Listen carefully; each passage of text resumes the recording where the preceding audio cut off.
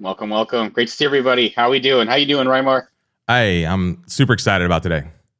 Awesome. A huge shout out to everybody here. I see, KG as always kicking us off here.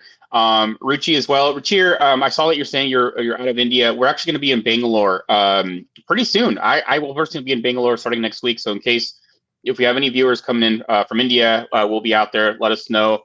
But very, very excited for today's stream.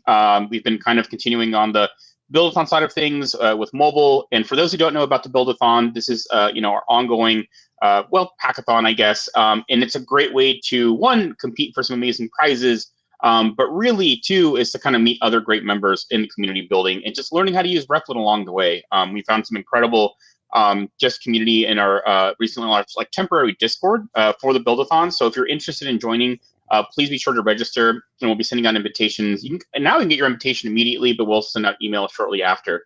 But yeah, so very, very excited. And then a huge, huge plug-in for this Friday, we actually have a builder spotlight with Manny. That's going to be great. Similar continuation of last week. We're going to have some special guests, and he'll be talking a little bit more about it soon. And the last thing I'll say there is, if you know any great builders out there who have created a great mobile app and have just been doing amazing traction with new users or just phenomenal marketing, let us know in the chat. We're looking for always to kind of spotlight people in the community, and we'll be doing more ways to kind of do this moving forward. This is just one of the new kind of varieties we're going to be testing. But yeah, very excited to be here. And some last couple of just housekeeping things. Number one, this event is recorded. So at the very end, you'll get a email to anyone that registered with a link to the recording. And also along the way, Reimer will be talking about different resources and different kind of plugins that he used for our build today. And I'll be sending out a link in the chat that'll kind of go over all of the resources there. And of course, it'll be in the email as well. So if you missed part of it or want to go back and build, that's a great way to kind of pick up where you left off. But with that, I'll pass it over to Rymar. Of course, as I'm trying to aura globe. I was like, let me sneak this one thing in. He's for sure got like 20 seconds left of talking, right? Nope. Okay, great. I'm ready for it. You're ready. Thanks, everyone. Should we just jump in? Oh, a couple quick things.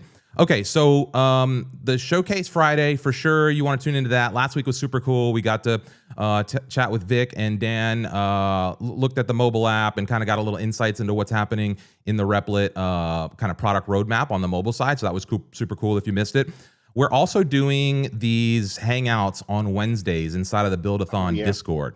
So if you've done, or if you sign up for the Buildathon, we have these this Discord link that you'll get. And on Wednesdays, we've been doing these hangouts. Last week, we did like a prompt storm where we literally just threw all these different prompts. I think we created like 7 or 8 different apps. Some of them were cool. Some of them were a little suspect. It was a little chaotic, but I think it was a lot of fun. We'll refine that concept and do it again another time. Tomorrow, what we're going to do is we're going to let you all share your apps and we're going to give feedback. So I'm going to be in there, and I'll have my trusty little phone with me, and we will be scanning your Expo QR codes, hopefully your production versions, and we'll talk about that process today a little bit. But we'll be helping you test and getting those first few users. So part of what we talked about today is refining our app experience and getting some users, some next users. And so we're going to help you try to do both of those as we walk through the whole flow, the whole process today. Before we go too deep into that, let me switch views here. Francisco, I'm gonna say goodbye, and I'm gonna jump into full screen share here. Let me go full screen on this thing and full screen over here. Okay, so we ask you all regularly to kind of let us know where you're phoning in from. And if anybody follows me on X, one of the members from our community last week shared this project here. And what this does is it takes your IP address and it turns it into a color and makes a sound. I don't think you guys can hear this, but if you visit the URL, you can see it. And so I reached out and I said, hey, this would be really cool, because as soon as I saw this, I was like, oh, with IP address, we have a person's location and we have these colors. Could we turn it into something like more visually exciting? And so that's what I've come up with here. I made a globe, right? And so this still does the same thing. It takes your IP address, turns it into a color. It's super cool how it works. So it turns your IP address into a custom hash and maps it to an HSL color. Then based on your location, we're going to map it to a part of the pentatonic scale, creating unique harmonies. And then based on the region, we modulate that harmony a little bit. And then the aura, what you're looking at here, is kind of being created by the colors that are interacted with on the globe. So what we would like folks to do is go sign the globe. Instead of telling us where you're at, and I'm going to leave this on the screen here because this is set up to react in real time. So what we're testing here is to see, first of all, like, let's see if we can crash Replit servers. I don't think we will because I scaled this thing up quite a bit. Two, there's a pin. And so in real time, what I'm looking to see is there's a live WebSocket here. And so essentially in real time, as you folks start exploring or dropping into the map, Kenya, there we go. There's our first spot in Africa. Italy popped in. Where's Italy? There we go. A spot in Italy. So, and then you can then come in and you can log in and you can sign. You can leave your profile picture so you can update. There we go. They're shooting in all over the place now. You can see it on the left here. The link is in the chat, right? So the link is in the YouTube chat. It's auraglobe.replit.app, and I see them flooding in here. All these new people are flooding in there. There you go. And you can then sign the map. So in the top right corner, you can log in with Replit. And when you log in with Replit, so I'll go ahead and log in with Replit here, it's going to prompt you to leave a message, right? And you can either update or skip that. You can also update your profile picture here if you don't have an image set in Replit.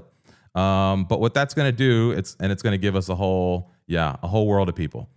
So let's just go ahead and let that keep running. I'll keep seeing these things come in, and we'll check in over time to see. We've got some folks in Brazil. We've got a couple folks in Africa. We're getting a little bit more coverage in Europe. Okay, I see that. Hey, Victor's out here. Okay, wow. Super cool to see all that coming in. This is exciting. We don't know what we're going to do with this yet, but it's a lot of fun. And it's just a little example of what you can do with Replit. Again, taking an initial concept, refining it a little better, thinking about the UI. And so this is kind of what we're going to do with our mobile app today. It's exactly what we did with this globe. So amazing to see these all coming in. Everyone, yeah, just keep dropping your locations in. We'll keep this in the background, but let's go ahead and jump into what we're going to do today. So I want to catch you up a little bit on how we got here. And I know these deep dives, we like to get into, the build a bit, but let me actually, hang on, let me clear this just 1 second, focus mode. Okay. I know we like to get deep and go into the mix, but this is kind of a complex process, and building mobile apps is like a lot of things to keep in mind, right? And I'm not an expert in building mobile apps, and likely neither are you. Likely most people who are building with Replit are not experts in building mobile apps because this is just something new we're entering into. And so this mobile Buildathon has been a process of trying to figure out, like, how do we, start building mobile apps in Replit, and then how do we refine that experience? How do we make them more beautiful? And then how do we build a community around some of that? And then how do we submit those to the App Store? Granted, a lot of the stuff we talk about today is going to be iOS focused because most of the Replit app publishing process is the one-click publish to the App Store. But a caveat that you can still download the code and publish that to the Android or Google Play Store. It's just a little bit more manual. And so before this process, setting up an App Store was all manual. You had to set up Xcode, you had to get a Mac, Xcode, I'm sorry, you had to get a Mac. You had to learn to code, right? So there's this whole process of just learning all the language and everything. And then you still had to do this manual process of getting that code and pushing it into the App Store or pushing it into the Google Play Store. What Replit has done is kind of consolidated all of that into, hey, you still have the same experience that you're used to working with Replit, but you can build mobile apps now, and they've bypassed a lot of the hurdle of pushing to the App Store. Next is going to be the Google Play Android stuff. And so as we're focusing on this content here, we're really going to be focused on the iOS stuff, but I wanted to make that caveat because I know a lot of you are asking about Android stuff, and we will try to address as much of that as possible. If you missed the stream again last Friday, Vic talked a lot about that and how they're thinking about that. So I would go watch the stream Friday in the interview with Vic because she talks a lot of it about that. So let's catch people up a little bit. Mobile Buildathon, week 1. We talked about building a modern mobile app in Replit. And what we did was we started with just a little bit of how I approached the agent, and then where we ended up with, this was the prompt we sent in. If you remember, what we built was this little Tinder-style mobile app for swiping with friends and finding cool locations. And it was kind of a fun, playful thing, but some people even asked during the stream, hey, what's this for? What's the real value proposition here? So let's look at that real quick. And I can pull this up. Actually, let me go here. And let me do one more thing here also. Let me minimize this just a bit and match this size, because then we can see the app. So I have the app here. And you can see it's just like it's a Tinder for swiping, and this data is coming from Google Places. And so this is what we built last week. We can, based on location, we can make queries. And let me go full screen at this point here so y'all can see full. Okay. So location-based queries. So if I go back, you can see that it's pulling my location, and I can make a custom search. I can expand my search radius. I can pick whether I want cafes or restaurants. And this will just kind of change the things it brings to me, and I can swipe and review some of this stuff, okay? So that's kind of what we built last week. Swipe left or right to like or dismiss a place, collaborative sessions for swiping with friends. So I had the ability to come in here and create sessions, and then as people swipe in these sessions, it kind of tells us what folks want to see or what they might like, okay? That's what we built last week. But then we started thinking, like, what's missing? All right, first of all, I realized we're not storing swipe information. We're actually not storing Places information. What I discovered after weeks of testing on my Places app and then using this in my Google API is that I was actually using a ton of Google API credits of queries to the Google API, which then meant they're pinging my credit card. So I actually ended up spending a few $100 doing this. So I had to like optimize some of those queries. And so there's a bunch of things that were missing, and there's also like a hook that was missing. So we're not storing swipe information. Users cannot save favorites. So as I swipe here, there's no way for me to know, like, what did I like? What did I dismiss? Like, and then I just end up back on a card here. And it's like, okay, so and if I swipe left on something, like it disappears, but then it comes back the next time. It's like, there's a lot of like usability stuff. And so maybe when you're building with the agent, you're realizing, hey, I got an app, I got some things that work, but I don't have exactly what I want. I don't have, the full functionality. It's not as smooth as I want. That's what we're gonna like try to get into today. Our sessions are they're timed a little weird. It's kind of a half-baked feature. If you were watching again last week, we tried to like just throw in these sessions towards the end, and it didn't really like it kind of worked, but it wasn't perfect. And so we're gonna work on that today. And then what is the app's viral hook? Why will people keep using this app day after day, week after week? Why will they come back? How do we make sure that this is not just an app that people download once, swipe through, okay, that's cool, and then either delete the app or it just sits on their phone and they never use it again?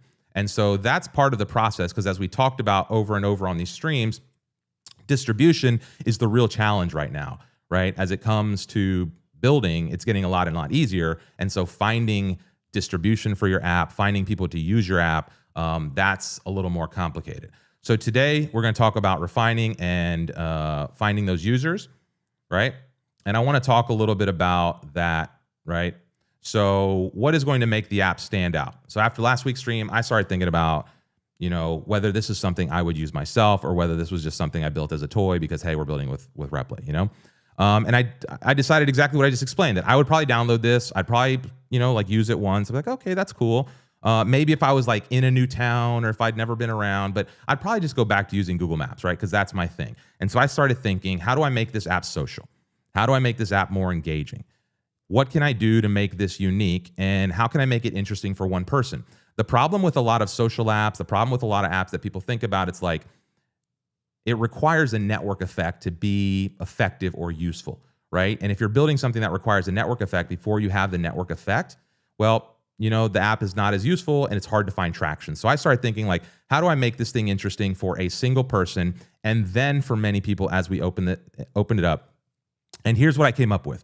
And this is what I'd like to have some input on. Let me go full screen here so that I can come back to this.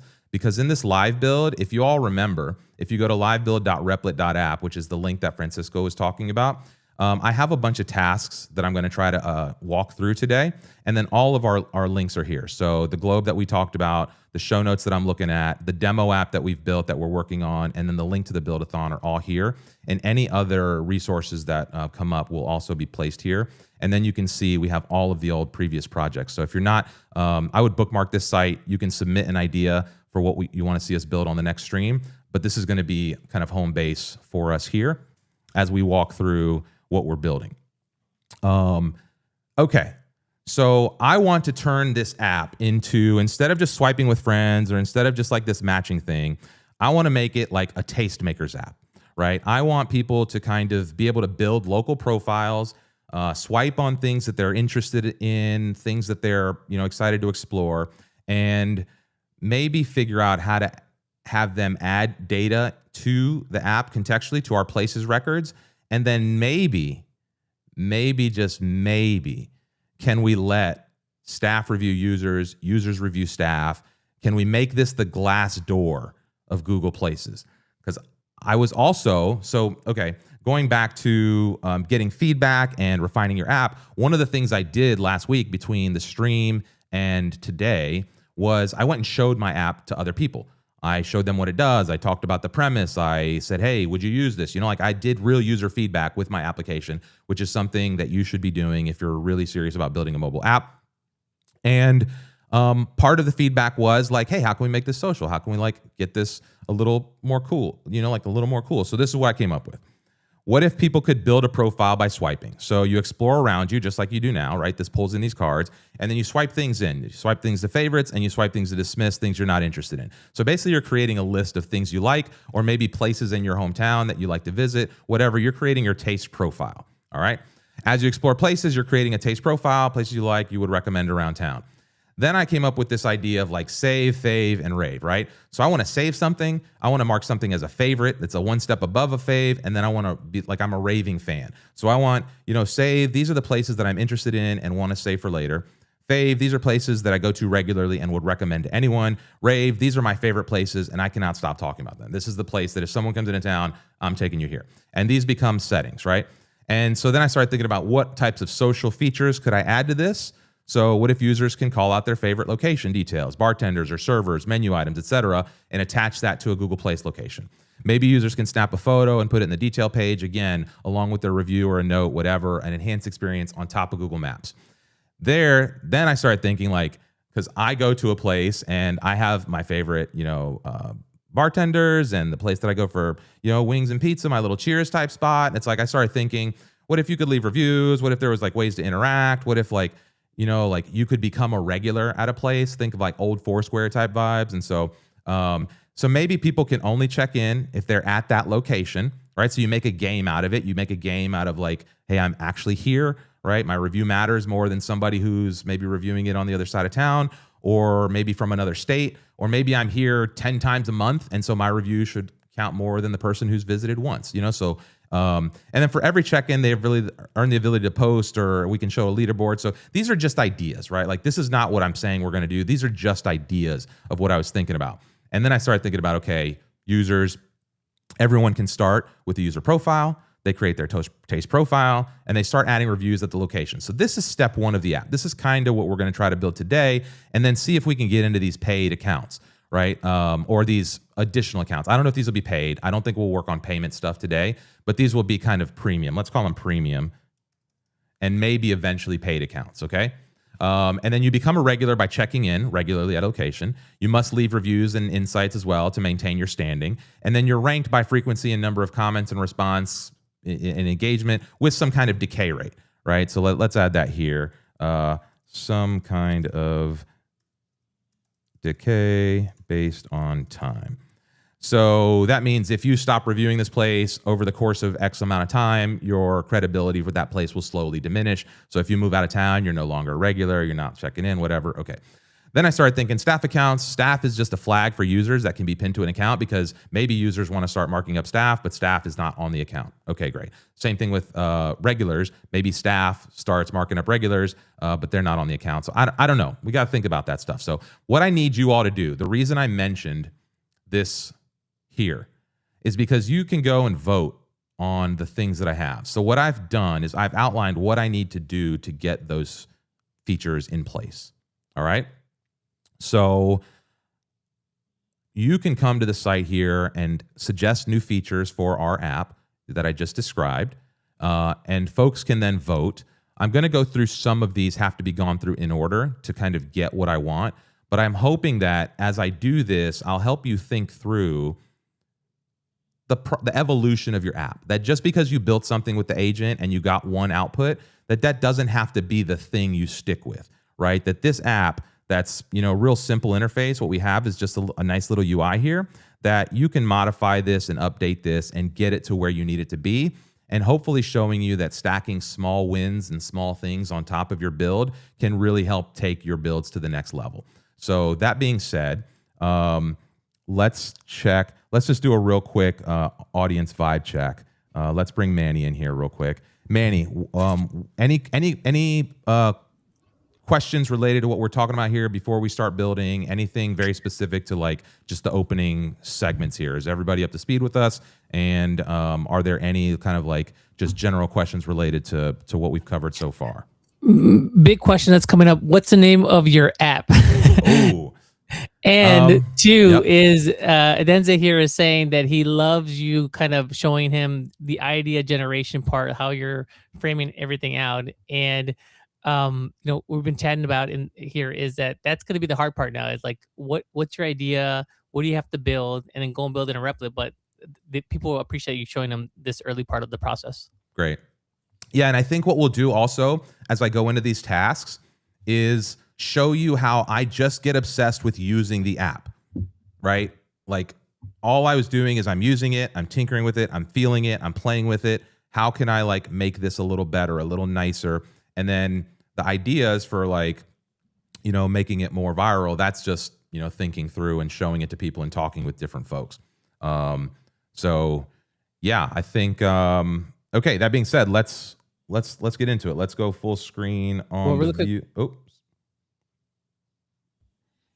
sorry, Manny, what were you saying? What's the name of the app again? Oh, what's the name of the app? Okay, so I was playing with like places, go places, whatever for like the original one. I'm not sure I like that yet. Tastemakers seems fun, right? Like Tastemakers seems like it could be a lot of fun. I haven't done any research on it to see if it's available. Somebody out there is probably going to go grab the domain right now. Somebody's going to probably build a better app than I can in the next hour and beat me to it. So yeah, but that I'm playing with like this Tastemakers concept. So I don't know if that will be the name. But maybe, yeah, leave suggestions. What should we call this? In the app, it says plate match. Plate match is not, like that's what the agent came up with.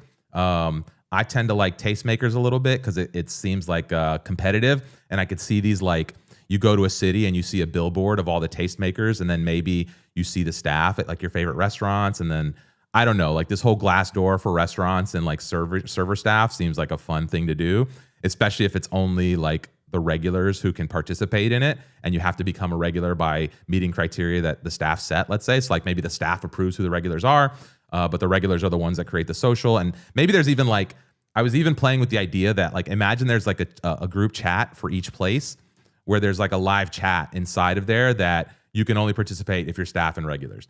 So again, like there would be this social layer, almost like a speakeasy behind the scenes of this restaurant. So it's like all the normies who are just like tourists are going to be on Google Maps and like whatever, they won't know anything about this. But the tastemakers, the locals, the regulars will kind of be in the know, and they'll have access to this like inner social layer for their favorite restaurants and stuff. So that's kind of the idea here. I don't know how well or far we're going to get, but the goal is we have 1 week to then refine this. And then next week, right, our last week, if we go back to our situation here, next week, we're putting our finishing touches and we're prepping for launch. And what I'm going to start doing is refining this board for all the resources that I find. And so this will then become kind of like, hey, here's some resources for creating screenshots. Here's the documentations for the App Store. Here's documentations for Test Flight. Here's documentations for Expo Go. So like I'm going to start just organizing some of these resources as I go through the rest of this process here and see, if this becomes a little resource for us. And then again, tomorrow, if you're interested and you have an app and you want like some thinking through this stuff, you should come and hang out with us in the Discord, and we'll go through your app. We'll spend a couple of minutes going through your app and thinking about how can you refine this? How can you tighten this up? What can make it more viral? And then how can you maybe start thinking about getting those first few users? So with that all being said, go ahead. And again, to get the invite to the Discord, sign up for the Buildathon first, and then you're going to get the invite to the Discord. And here, Chris, earlier in the chat, Chris was wondering what you were going to break this session. But here in this comment, he is he's saying like, there's like a Yelp element here, right? Like you could do reviews and like you're talking about social elements. So like there's just so much you can do. So yeah. Well, and then what I was thinking also is like the Google API, I don't really want to rely on the Google API forever. Right? Like I don't want to build something that's like just reliant on this Google Places API all the time. I want to be able to get fresh data so that I always have like current data from that. But I don't really want, sorry, I just knocked down another camera over here. But I don't really want to like be reliant on that for all of the data. So I would like to start building a layer over top of that data. And that's how you become valuable, right? That's how Google one day might be like, oh, hey, we're going to buy you because we have all this data over here that everyone's using, but you have this really localized, hyper-specific data set that nobody else has, and we want that, right? And that's how you start becoming appealing, not just to users, but for an acquisition, for monetization, et cetera. So yeah. Any other thoughts before we jump into, let's see, maybe you're a tastemaker and visit a new area, you check the local tastemakers and have a look, share your place in your local places. Yeah, that's what I'm talking about. Yes, exactly. And also imagine if you could match locally based on your taste. So if I have all these locations that I like and all these locations that I don't like, maybe it could show me like, hey, you overlap with these folks or these folks are whatever. So let's dive into some builds. Let's get the agent to work. Let's get the agent to work, and then we can come back into the mix here. So let's jump in here. Manny's going to keep an eye on those comments. I'm going to just throw some prompts in here, and we're going to do some, we're going to come back and do a little bit of riffing. But what I want to show you here is just some of my tasks and some of my prompts. Let me go to my Kanban view, just so you guys know. This list that you guys are creating is actually like my task board for this stuff. So I know we haven't shared much of this, but let's see. Allow search query with no category selected. So let me talk about what we're going to do as the first step. First things first is when I come in here, I can't not set a category. That was one of the first things I noticed with this is I can make a custom search in here. I can, like modify, my filters or my radius or whatever, but I can't really change. I can't really not send a category, and that's something I want to be able to do. So let me go in here, and the first thing we're going to do is we're going to post this in, and currently the filter page requires a category to be set. We should make the category selection optional, allow the user to deselect all categories. Google Places API does not require the category, and neither should we. I'm just going to send this and see what happens. And so basically, I want to be able to get a query back. Right now, it's kind of favoring towards restaurants, which is okay. But I don't want to do that. I don't want to kind of bias that. I want the user to pick.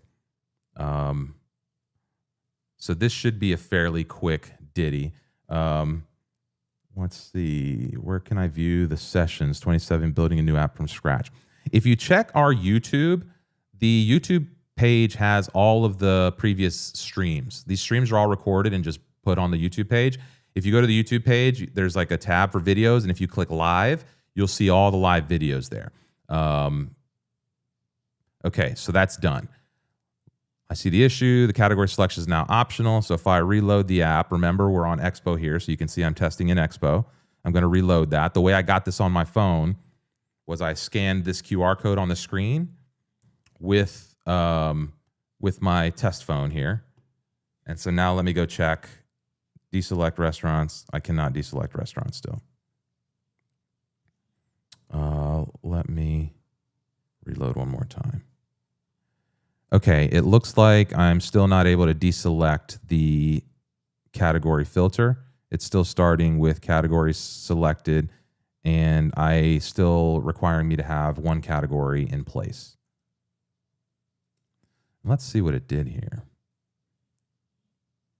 So again, I like to look. I know sometimes people don't like to look, but create session seat, edit component. See this handle category toggle function prevents deselection when only category is selected. Okay, so it might have done it in the create category, right? So when I come in here and I start a new session, it did it here, right? And so this is why you need to be specific with the context. So I bet if I come in here now, and there it goes. Now I can clear it. So this is again why, like the context is super important for this. Okay, so now I have, I didn't apply it. Reset. Why is it doing that? Okay, so there you go. It allowed me to take it off, but it's not pulling it back. Okay. All right, this is great. It allows me now to clear the filters. However, the query is not coming back with any location data now that we've removed the filter. Did we break our query by removing that? We should be able to send the query with just the location.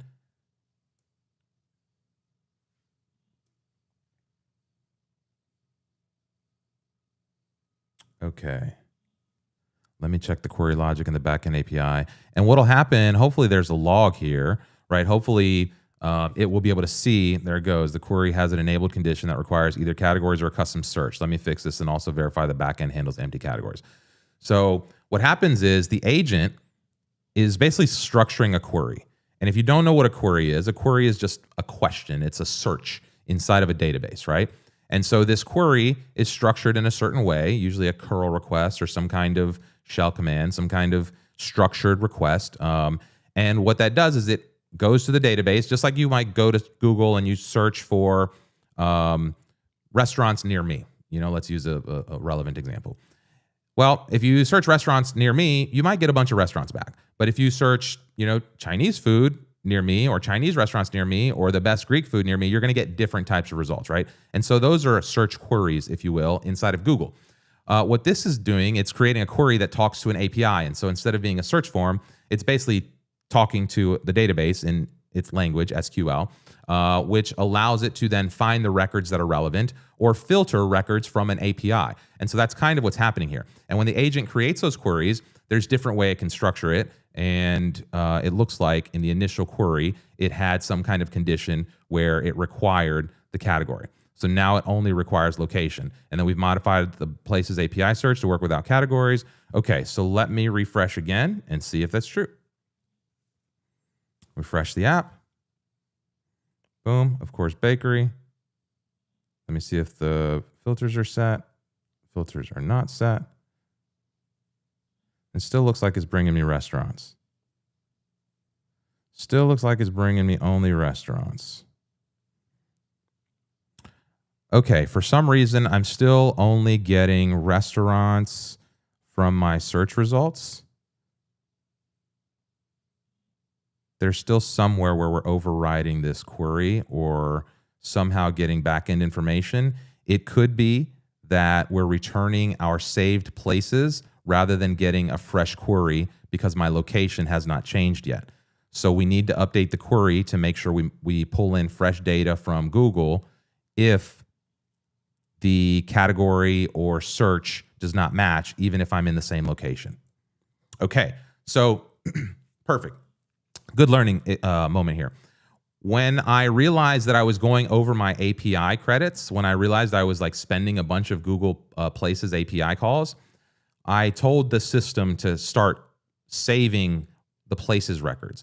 So if I look in my database now, I have saved places here.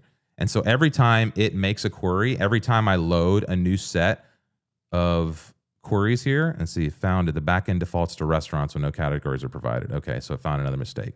So it's not what I was thinking, but it could be anyway. This might still be a problem. So we're saving these locations, and what I'm trying to do is I'm trying to intercept those requests. So I basically want Google to send me this data, and I want to make that request once, and then I want my system, every time we go try to make a similar request, to serve it from my database rather than from Google. So what I thought might be happening here is that it was pulling restaurants from the database, and that's why it kept serving me the same ones rather than the results. But what it says is it was defaulting to restaurants when no category was selected. So let's refresh this one more time and see if we get a different set of results. We should get a completely different set of results. Duvall's, we're still getting the exact same restaurants. Okay, this is still not returning anything back but restaurants. I still think we're returning our local places data. The stuff that we have cached in our native database is being served. Not sure what's going on here, but we're definitely missing something where we're not making new calls to the Google API. Let me see where my autonomy is set. Okay, it's on high. And then let me just try expanding the filters and just hit museums here. Okay, so it is pulling in new stuff. Let me check the logs. So it is pulling in new stuff here. Hey, I didn't know we had a toy moose heads and comic museum. That's crazy. This has been some of the fun stuff of like building this app, is that I just find like random things that I didn't even know existed in town. The log show cast miss with empty. Okay, found 20 places. The API is being called. This might be handles requests without included types. Included places nearby API includes types to be specified, which we don't provide. The API may not return explicit results. Let me add logging, fixed use, and brought to. Can we just use the location as the initial type request? And this is one of those that I'm just going to send in the middle of it. I'm going to interrupt it, you know? Like maybe the place. Yes, we can use a broader type. Let me update it to use establishment, which is a general type that covers most business locations. I'm not sure that's what I wanted, but let's see what it comes back with. Let's see what it comes back with. Okay. And this is a broad Google place that covers all businesses and points of interest, restaurant, shop, service, attraction. This is okay. Let's try. Let's try it. Let's get rid of my filters here. And then let's reload one more time.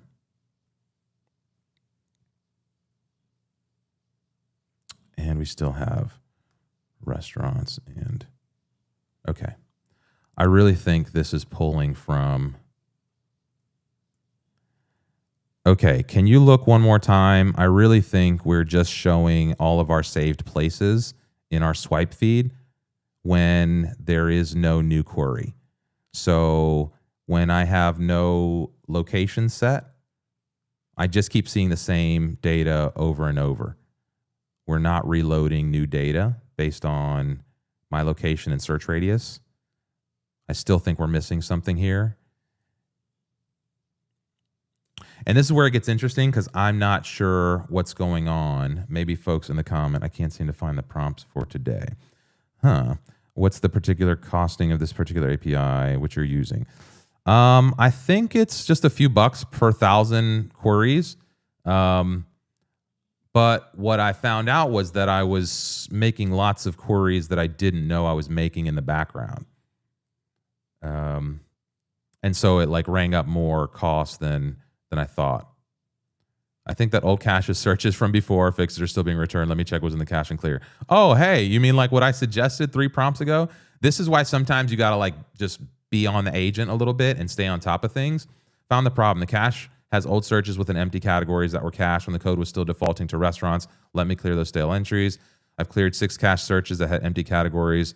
Okay, try changing your radius or refreshing the app to trigger a new search. All right. Let's reload the app. Please give me something that's not restaurant. No more places. Oh, reset filters. Let's open the radius. Apply the filters. Okay. All right, this is still not working. There's something that's happening that's too aggressive with our caching, with our location. So basically, even if I expand my search radius or change the filters, I do get updated response when I change the filters. But otherwise, I still just always get the same restaurants returned all over and over. We must be missing something with how we're pulling in new places when there's no filters set. All right, I'm going to try this just one last time here. It's interesting that there's like a default set of filters. I don't like that reset filters link. So I don't like that reset filters function. What I think that should be is like reload cards or make a new query. Google Place API is rejecting establishment as an unsupported type. Let me, Jesus. Okay, so maybe the agent just hallucinated establishment. What are we doing here? Let me check this app here. Let me just ask, because here, can you tell me how we're making our queries to Google when we don't have a category selected and we just send a location? I'm trying to recreate some of this functionality and having trouble getting the right query back from Google when we don't have a specific category selected. Can you explain how we do it in this application? So I'm just going to ask the agent in another app. I'm in plan mode here in my Places app. And this is a different app that I built that was the early version of what we're looking at here. And I want to see what this is doing to compare it to what this other one is doing. What did this guy just say? Let me check the logs and trace. Okay. Fix the place issue was establishment isn't a valid type. Now when no category selected, it will search all supported types. Let me see what this says. I think that, that might work. Okay. When you don't specify a category, the app uses a predefined list of common places instead of sending the empty query. Okay, there it goes. So, okay, so it did exactly what we thought there.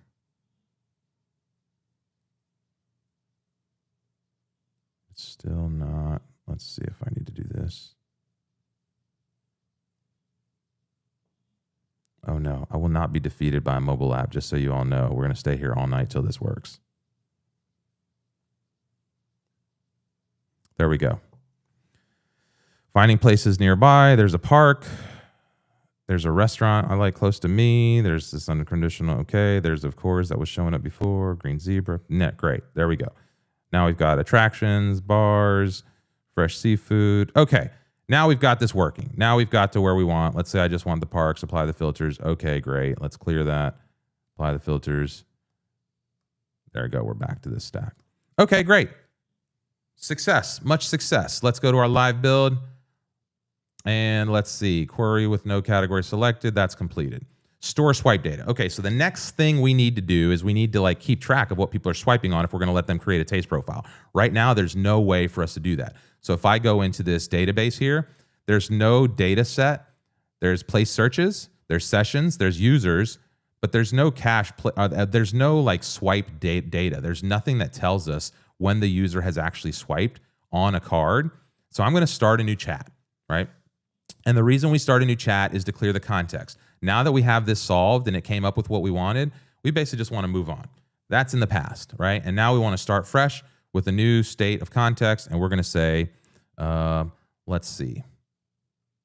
Let's copy this and let's see. As a user scores cards, we should keep a record of which cards they have interacted with so we can favorites and member matches across session. We also want to hide cards they dismiss over time so they did not keep seeing places they have told us they did not want to see. Perfect. I like that. And we're just going to go ahead and drop that right into the prompt and see what it says, see what it does, right? And see what it does. So I saw somebody asking about prompts earlier. Those are all on that resources page. Again, if you go to livebuild.replit.app, you can go and see all the different projects that are being considered. We don't always work off of this list, but sometimes you guys give us good ideas and we throw them in here and as they catch votes or as we refine them. But all the projects that we've done in the past are here. All the live builds we've done on these Tuesday streams are here. And we're thinking about how to showcase other projects. I don't know if community projects, I don't know if the different builds, but this is kind of, being home place for these live builds. So if you ever want any of the resources, or if you're watching this and you want to know hey, where's the prompts? Where's the stuff? You won't be able to see this Kanban view. That's just for us. Let's see. But yeah, I have this Kanban view and it's an admin. Add off-peak filter. So popular places get crowded, help customers find a place during its off-peak time with possible finding less crowded, quiet space. Okay, I like that. We can add that to the bottom of the stack here. I don't know if we'll get to it today, but I like that as a feature. I need you at the bottom here, please. Okay. Oh, what's going on? Sorry, guys. My Kanban is obviously less than ideal. All right. So store the swipe data. This guy's working here. Let's go see. Let's check in with Manny. Let's check in with what's going on with the comments while the agent's building here. What's up? Well, first, we had a bunch of people join late, 20 minutes into the stream. So maybe you want to give everybody. No, it was our fault. We didn't have the YouTube link on the Luma invite. But so thank you everybody that pointed that out. We fixed that right away. Great community. I mean, love you guys so much. So maybe you want to give folks a recap. My fault, by the way. Give folks a recap of what they missed if they join late. And then there's some other questions that have come, some really good topics I think that we can talk about too. Yeah, for sure. Okay, so we're doing this idea to App Store and Replit. Week 1, we did planning and MVP. So that's kind of the app that we were showing you here. If you're looking on the screen, we're kind of playing with our little MVP that we built last week. If you want an update on what we created, basically I got, how I approached the agent to start. This was just me kind of thinking through. And then this was the prompt I got from the agent. And this is the prompt we started the show with last week. And so we built this cool little app that lets you swipe with friends and kind of have these interactive sessions and then see the results of those sessions. But, there's a lot of stuff we were missing and it wasn't really that exciting. And so this week, what we're doing is thinking about how to refine the application. And so what you're seeing us work on right now is transitioning the app from just being like a swiping thing to allowing people to create profiles, like local profiles based on how they swipe or what they swipe in an area, and then build a taste profile. And so we've got this concept of saving favorites, save, fave, and rave. So save is like places that I'm interested in kind of like seeing. Maybe I'm exploring a new city or I'm like, hey, whatever, this looks interesting, I'm going to save it. Fave, this is like the places I want to go to and kind of regularly maybe would recommend or like, I'm excited to check them out pretty regularly. And then rave is like, this is where I'm taking my friend if they come in from out of town and visit. And so then we started thinking about social ideas and kind of how we would do that. And so this was the thinking process. And now what we're doing right now is we're going through some of these tasks to convert the process. So right now we're in the middle of storing the swipe data so that we can help people create their profile. Because right now you can see we have this match tab, but nothing ever goes into my match tab. So it's kind of like a useless tab in the app right now. One thing I did off camera too is I converted these sessions into a single screen. So before I had this plus button would start a new session, and then I had this session screen that was showing me my active sessions. I'm going to replace this session screens with a map here in a second. So that's going to be the next thing where you're going to be able to explore via the map. So what we're having it do right now is create something that allows us to track how people swipe. So we have a places record, and then we are now building swipe records. I did make a little bit of a mistake here where I didn't go into plan mode at all. So I sent this right in as a prompt to build mode. So let's see if this works okay, or if we need to reapproach this here. But hopefully that brings everyone who joined late up to speed. And I apologize. I will take the lynching after this. I'll take the flogging after the stream for forgetting to put that link in the Luma invite. Well, the good news is that all of these streams are recorded, and sometimes I jump on streams late and I'll go on to the beginning of the stream just to exit and like catch up until it goes live. So it's a tip for everybody. Folks were also wondering about the different autonomy levels and settings that you had as you were building. So I think you touched on it a little bit in one of your prompts, but maybe just talk to us about which levels were you on for different parts of the build, and B, like, how do you determine that? I'd be curious as well. Like, how do you think about this, Raimar? So I kind of live in two modes. I live in high and medium, right? So low, I don't really use it too much because I'm using fast mode, which is the little lightning bolt. If I'm going to go into like low autonomy, I'm probably just going to try with fast mode. And this is for typically things like quick edits. I'm directing it to do one specific thing. I really want it focused on like, just do this thing. I don't want you thinking a whole lot about other stuff.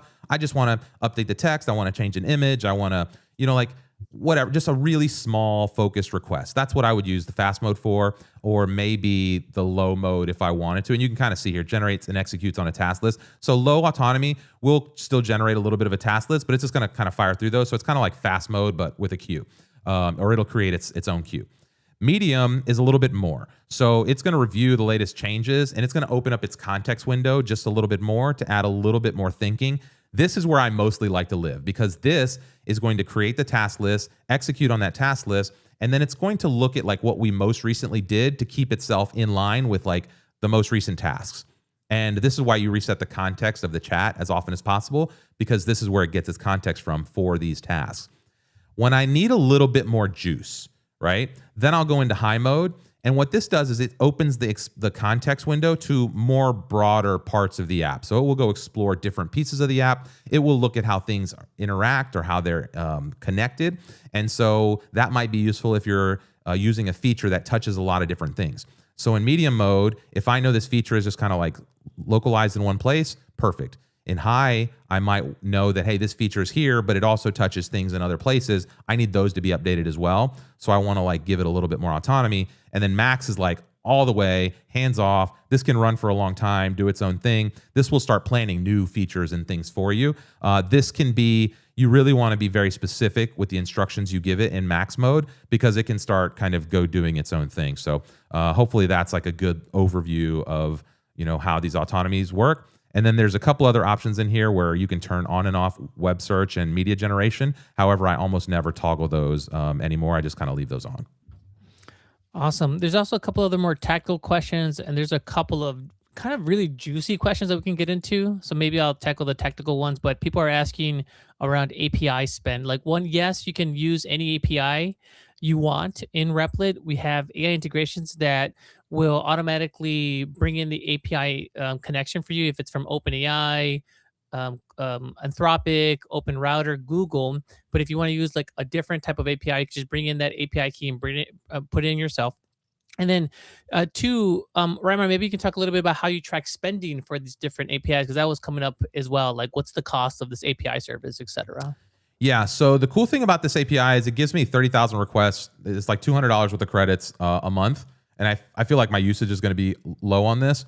And I'm willing to kind of like put some bucks into this to figure out like if this is something that could be monetized. I think this is a great opportunity for like either a premium app or like an ads a based application where like maybe every fourth or fifth swipe you're getting like a Google ad for a close location or something, or I don't know. As far as ad spend and what I'm tracking, I am not really doing a very good job of that. I do have a dashboard, like Google gives you an API dashboard, so like it gives you a usage dashboard, and you can kind of see how many queries and what your total usage is, and then when they bill you, you can see how much your spend was over time. And each API that you access will kind of have a different way of handling that. And so some of them might give you a really robust dashboard, some of them may not, some of them have high limits, some of them have low limits. That's very specific to the API itself. And so the thing you want to think about when you're dealing with an API is like, if there is a cost, how will you pay for it? That is not something I thought about very well last week. And so I find myself just a couple $100 poorer because of it. And is there restrictions on this, and are you building your application on something that will likely not exist later or that could be pulled away from you?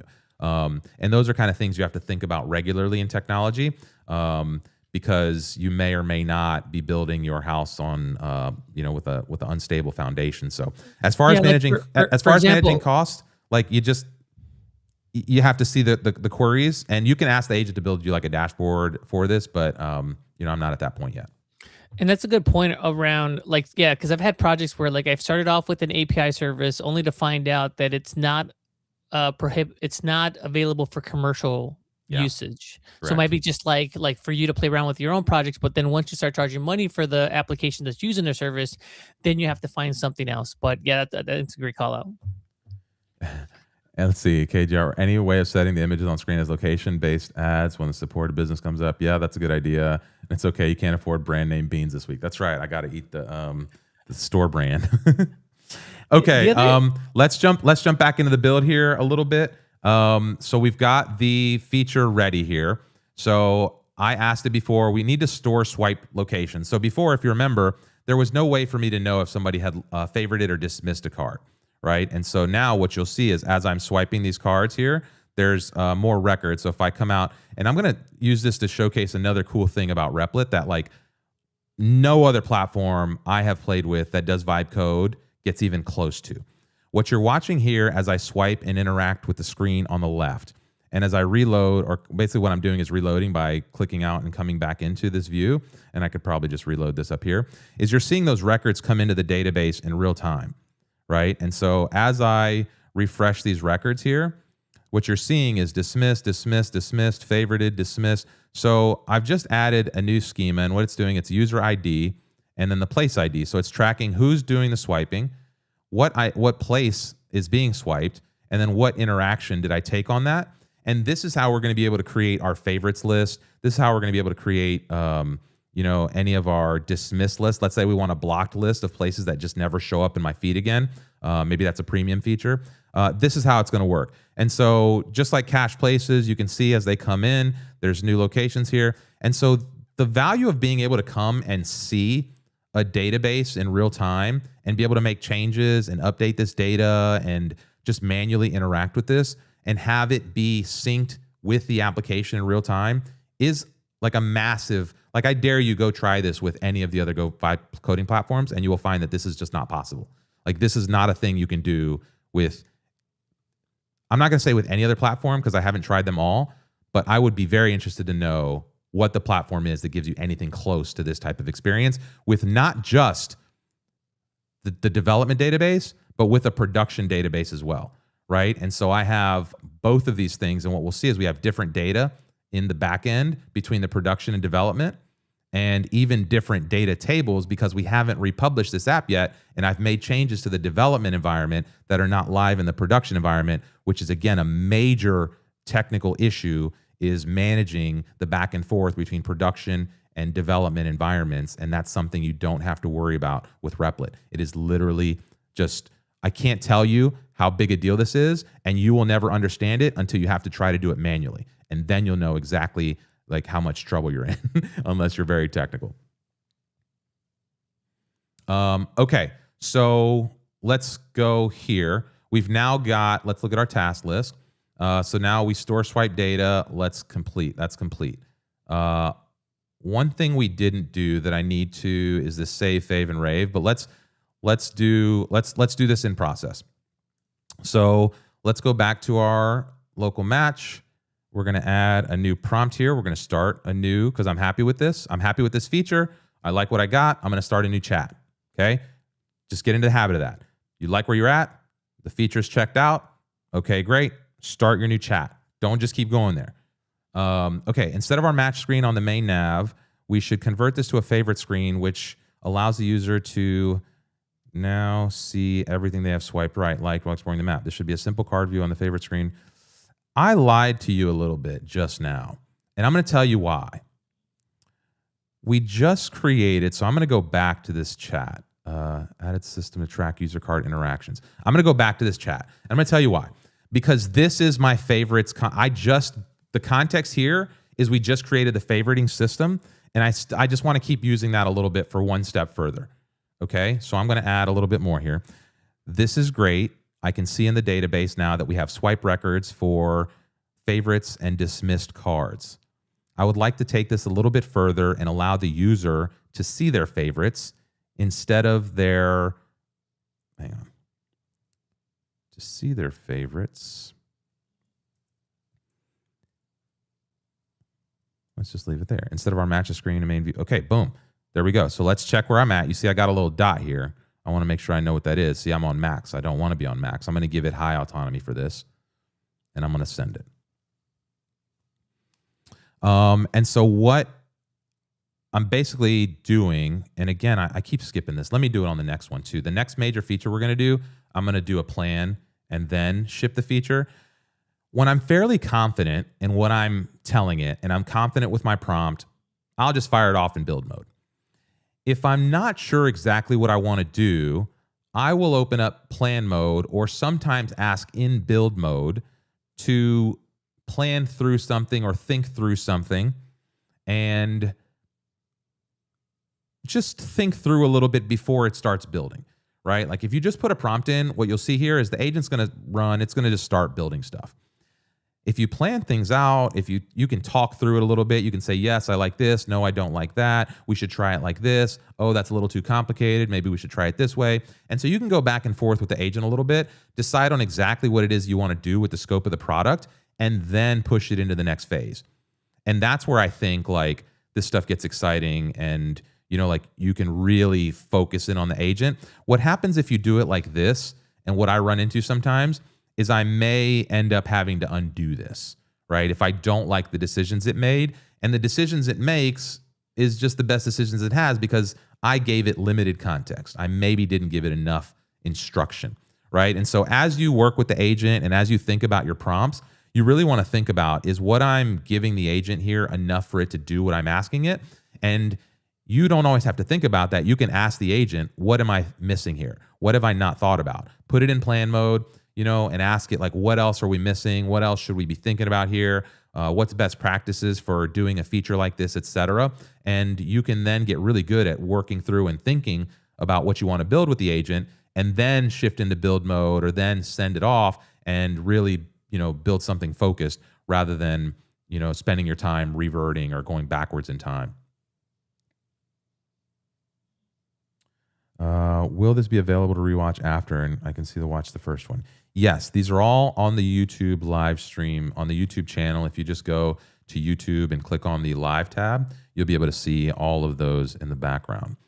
Okay, so it looks like it's making some work here. It has restarted the app. I see favorites down here, and it does not show me my favorites. But let me restart here because it may be a different user. I'm not sure who I'm logged in with on the screen. So before I make any assumptions, because what it might not have done, try again. So it may not be done. You can see once it's still working, you may have a hard time loading the app. I saw some people in the Discord having issues with like getting Expo to load the app, or maybe it was failing. So sometimes you may just not get. See, it's crashing. What happened is it's crashing when I go to the favorites. So there's an error, right? Okay, we are getting an error when I go to the favorites tab, and it's crashing the app. Something about how we're generating that list view or that card view is not working right. I should have told it to check the logs, but it should know to check the logs. You typically don't have to tell it that. There you go. See, let me check the logs to see what's causing the crash. And what this will do is if something fails inside of Expo here, it will create an error. Let's see, cannot read property of ID of undefined. Let me check the API response and fix the favorite screens. So I bet this might come back with maybe the ID is something separate. If we look in the database, maybe it's like place ID that its need is instead of just ID. So we'll see what it comes back. It'll tell us here in a second, and it'll likely fix it. I see the issue. API returns interactions without place data. Let me update the backend to include places details with the interaction. Oh, so it's just returning the favorites details, but there's nothing attached to that, right? So there's nothing to display. It's just a bunch of favorites. It's just a bunch of records for these user interactions, but it's not, the API was not pulling in the different places that they were attached to, and that's why I had nothing to show us. And so these are the kind of things where, again, like, you might have just been like, oh, this is broken, and like this doesn't work, and the agent sucks. But what you probably need to do is just have a little bit of patience and rethink what is not working. How is this not working? How can I ask the agent to help me figure out what's not working? You can do that a couple ways. You can ask it to add more logs to trace what's happening and where the failure happens, right? That's a very common practice, is basically you put in these little, and a log is basically a little something you put in the code, and you basically tell it, hey, if this part fails, if something fails, log this sentence in the console. And you might write something like app failed to connect to whatever, or cannot read property of ID undefined, or whatever the log is there, that the agent will think of usually what the good text is for that. And you can build a lot of those logs in, and that way when things fail, you can see what specifically failed. A lot of times when something fails, not having visibility into what fails is the hard part about troubleshooting. So the better you can get at like looking to figure out, where do I find what's failing? How do I figure out what is it about this thing that's not working right? The more you'll be able to then direct the agent to get you to where you want, rather than, like feeling like things are broken. Because a lot of times it's not that something's broken, it's just that like it doesn't have everything it needs, or it's not fully connected, right? You could have a house. Imagine a house fully wired up. Everything works perfectly except for there's a loose wire in the fuse box. And you could turn all the switches on in the house. Everything's wired perfectly. It should work. But if you don't know to go look in that fuse box to figure out that, hey, this one connection's loose or this one fuse is blown, then you might think lots of other things in the house are broken. And so that's how software works a lot of times, right? Where you don't always know exactly where to look, but that's the magic, right? So like learning where to look and knowing how to look for these things is really part of the complexity. So I'm going to reload the app. It says it's done. There's favorites. Cool. So now I have my favorites. Let me go see if I put JD Hamel Park into my favorites and I check my favorites. Oh, it's already in there. Discover. Let's see. Labarge. Does that go in there? Labarge. Wait. Am I just cycling through my favorites now? Did it just put everything into my favorites? Okay. Okay, I do see a favorites tab and I do see places records there. However, I do not think those are in line with the places records that I have actually swiped on. Our join table is not working properly. I am not seeing new places that I swipe come into my favorites tab, and the favorites that I do see on my list are not ones which I have swiped as favorites. We need to make sure that our user interactions table with the place IDs and the cached places table with the actual information for each location are joining properly so that our favorites table shows the user's actual favorites, not data from another source or from some other person's swipe records. Okay. A little long, a little convoluted. I told you guys what I was going to do. I'm going to put my let's talk this thing through because I want to know what it's doing here. So I have a little short code that I do that's this LTTT, let's talk this through. And basically in build mode here, I'm just going to say, don't write any code. Let's just talk about this. And I want it to think through. Like I want to know what it's thinking through right now because I didn't do this on this last step and I don't know what happened here. Right. So like there's stuff that happened in here. I'll rename the matches screen, the favorites tab, show your like places. There's things that happen in here that I didn't really pick on to figure out. So let's just think through with the agent here. You're right to pause here. Let me walk through. Okay. When you swipe right on a place, we record an interaction with your user ID and the place ID. Great. That's what we want. The favorite screen fetches your interactions and joins with cache places to get the details places. The join matches user interactions place ID with cache places place ID. Potential issues, user ID mismatch. Are the interactions being saved with the correct user ID?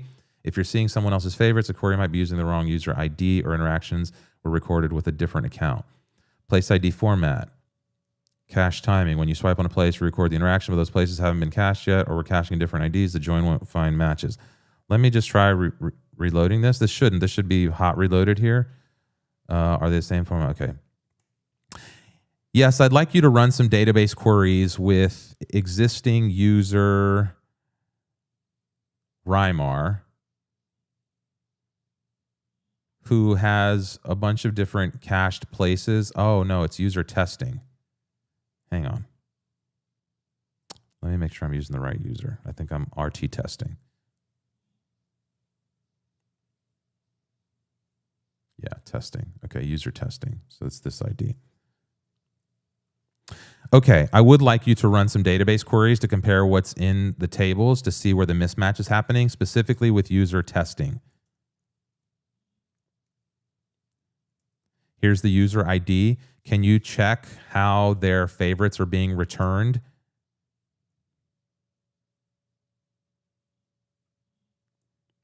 Here's the user's ID. Can you check how the records are being returned and what the favorite/dismiss record looks like?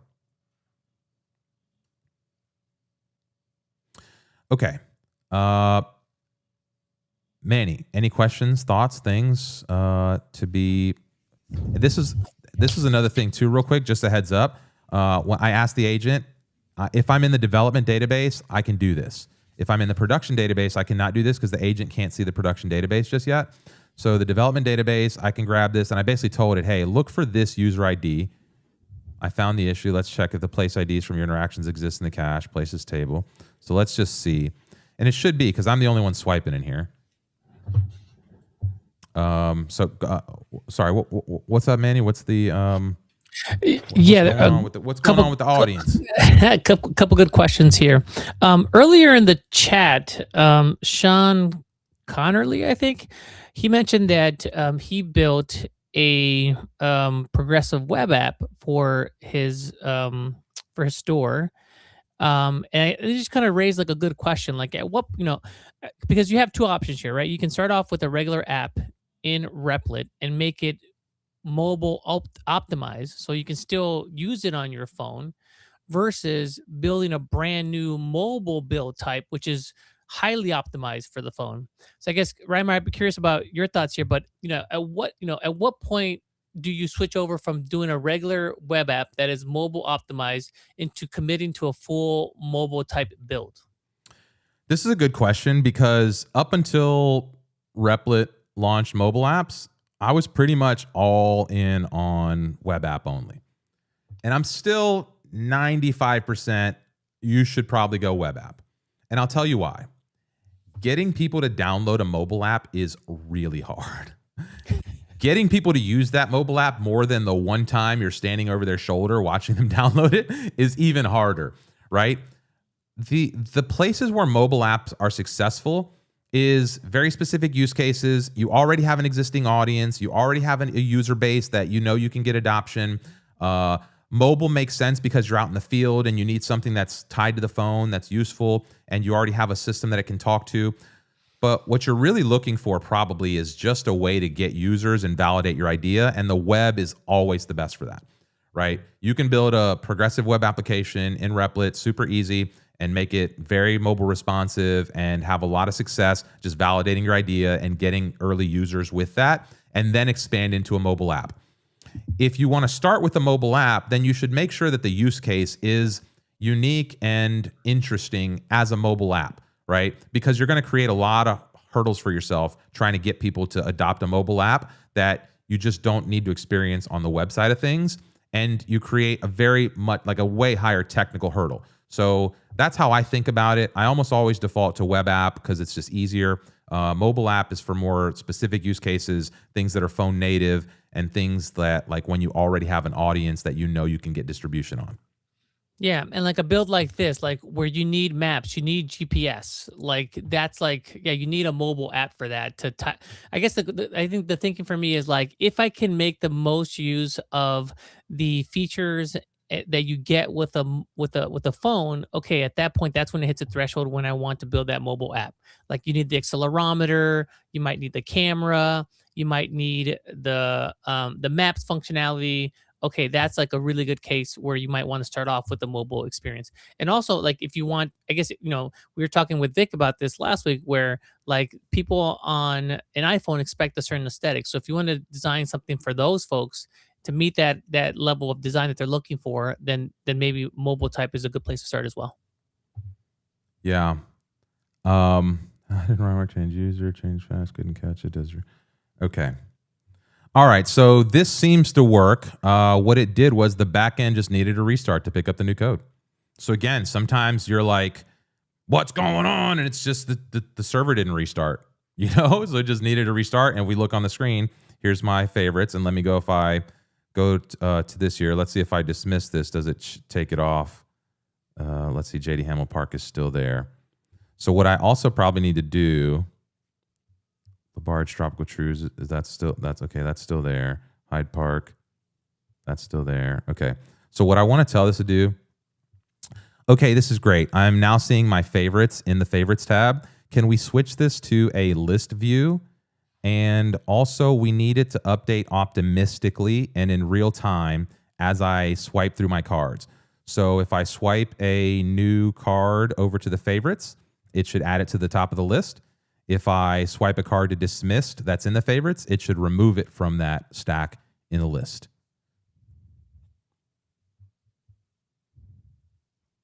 The favorites list should always be a real-time indicator of my favorite spots. And again, it should be in a list view. Okay, so let's go ahead and send that in. And so what I'm gonna try to do here is the next step for creating, I think the map is probably what I want to do next. But basically, I'm going to get this to a list, and then I want these things to update in real time. The next thing I'm going to do is I'm going to tell it to like hide cards that I've swiped left on already. And in my favorites, I'm going to create, if I go to this Places app and I go to my favorites here, I have the ability to kind of swipe left or right on these. I want to do that with this favorites tab, but instead of like one direction, I want it to go save, fave, rave, and that's going to put it in a tab. So that way I can like organize my favorites a little bit. Because what I want to be able to do is I want to swipe real quickly through the cards, right? That's kind of like my triage. I want to triage places. When I get to a new place, I'm like, nope, yep, nope, nope, yep, whatever, you know. And then I have my list of favorites. Then I want to go through my favorites and be like, or my saves, and I'll be like, which of these do I actually want to go to? So I want to move those to, you know, fave, whatever. And then if there's something I really want to try, I want to move it to rave, right? And so that's kind of like the sequence I'm thinking through here. And Reimar, do you think that would be possible on a web app, that sliding functionality? No, and those are the types of things exactly, like the mobile interface, the smoothness of the interactions, the little bottom sheets opening up. There is a refinement of an experience that like is just very difficult to do in a web app. And so that's a good call out, Manny, for why, you know, going back to the question that was asked, why you might want to, do that. Okay, let's see what this is saying. Default types. Can you tell me how we're making our... Oh, geez, I'm in the wrong app. Ding dong. Okay. Card interaction history tracking. So this thing is still working, but I can no longer scroll up. Let me refresh the screen. Okay, there we go. Okay, it's great. I'm not seeing my favorites in the favorites tab. We'll switch it to a list view. Okay, great. So we're in the process of switching to a list view. Let me reload this. Updates when you swipe new favorites. And that's right. We were looking for real-time updates of our lists. So let's see, is Boca on our list? It is. So let's swipe it to the left, and it's removed now. Perfect. O'Leary's, swipe it to the left. It's removed now. Great. Starbucks, Marina Jacks, Owens. Let's just swipe them all left. Let's just get everything out of here. Okay, boom. Now let's add a couple. Let's see. There it goes. Okay. And this has no left or right swipe. So let's not do that just yet. The save, fave, or rave thing is like a good to have. Let's go to the map feature next, because I think that's going to be a big match. So, okay, convert matches to favorites on home screen. So we've completed this task now. Save, fave, rave. We're going to skip. Add map to, let's see, user profiles, location. Each person creates a taste profile. Swipe from. We can eventually map people. Okay, this is we're gonna skip to. Let's get this to the top. Use native mobile map feature and Google Places UI kit to display. Okay, this is we're gonna plan. We're gonna plan this one out a little bit. Okay. Because what I'm going to do now is I'm going to take this sessions tab. If you'll remember, I mentioned earlier that we combine the sessions and the plus button. So it used to be if I clicked the big orange plus button, it would start a new session. But that screen had the like join session kind of hidden at the bottom. And we also had this session screen that was just kind of showing my active sessions. And I wanted to combine them because I wanted a place for a map. So I'm going to give it a prompt here. I'm going to create a new prompt here. Okay.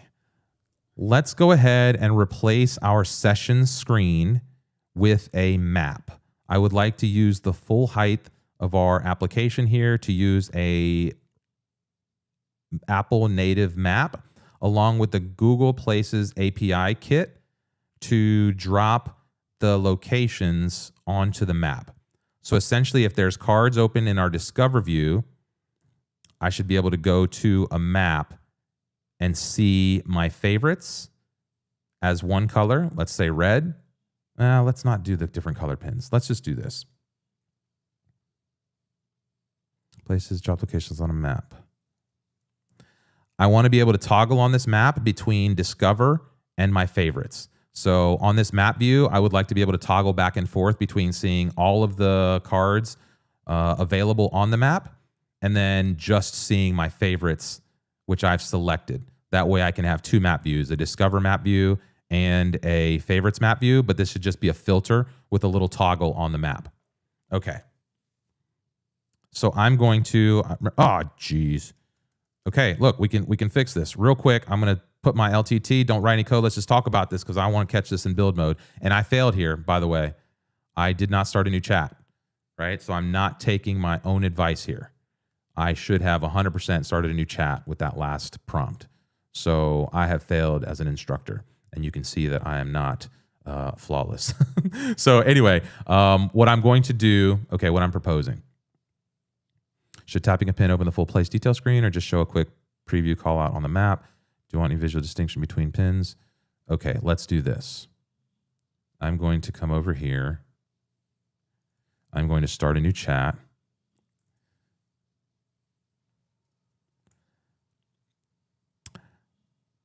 I would like to build a map based on this context from a recent conversation.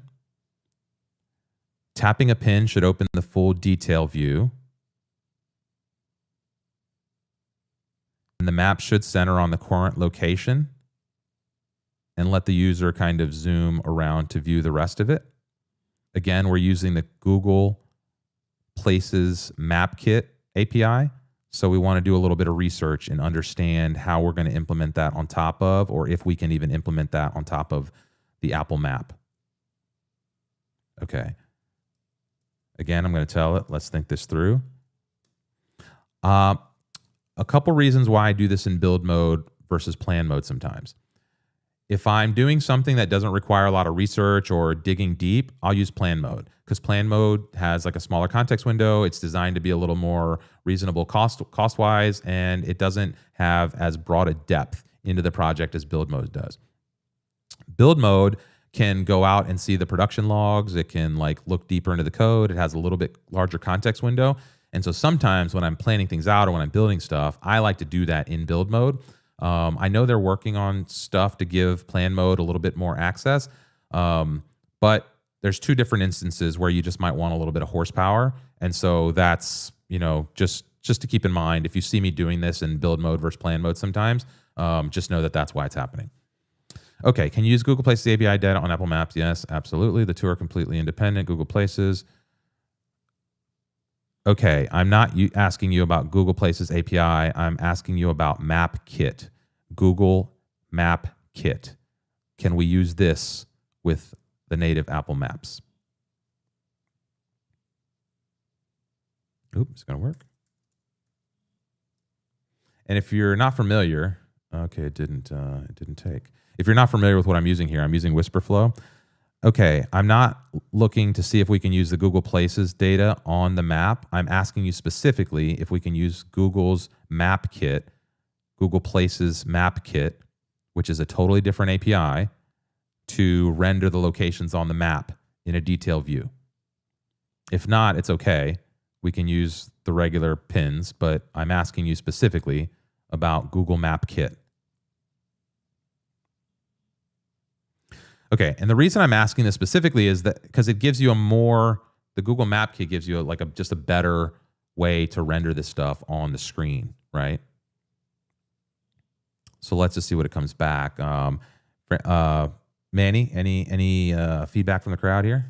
Yes, some questions around how to collaborate with other Vibe coders. Just got back to you on that one. Craig, was it? But yeah, with our teams and enterprise accounts, you can invite other folks to your project so they'll see exactly what you're seeing. And that's a great way to collaborate with other folks. That's a great way to bring experts into your project and help you build that out. Ruth also had a really good comment here around, some of the things that she likes about Replit. And we begin other questions like, can I use Supabase DB? Does Replit bring in other APIs? So the cool thing about Replit is that we integrate a lot of the functions that you would need to build out an application.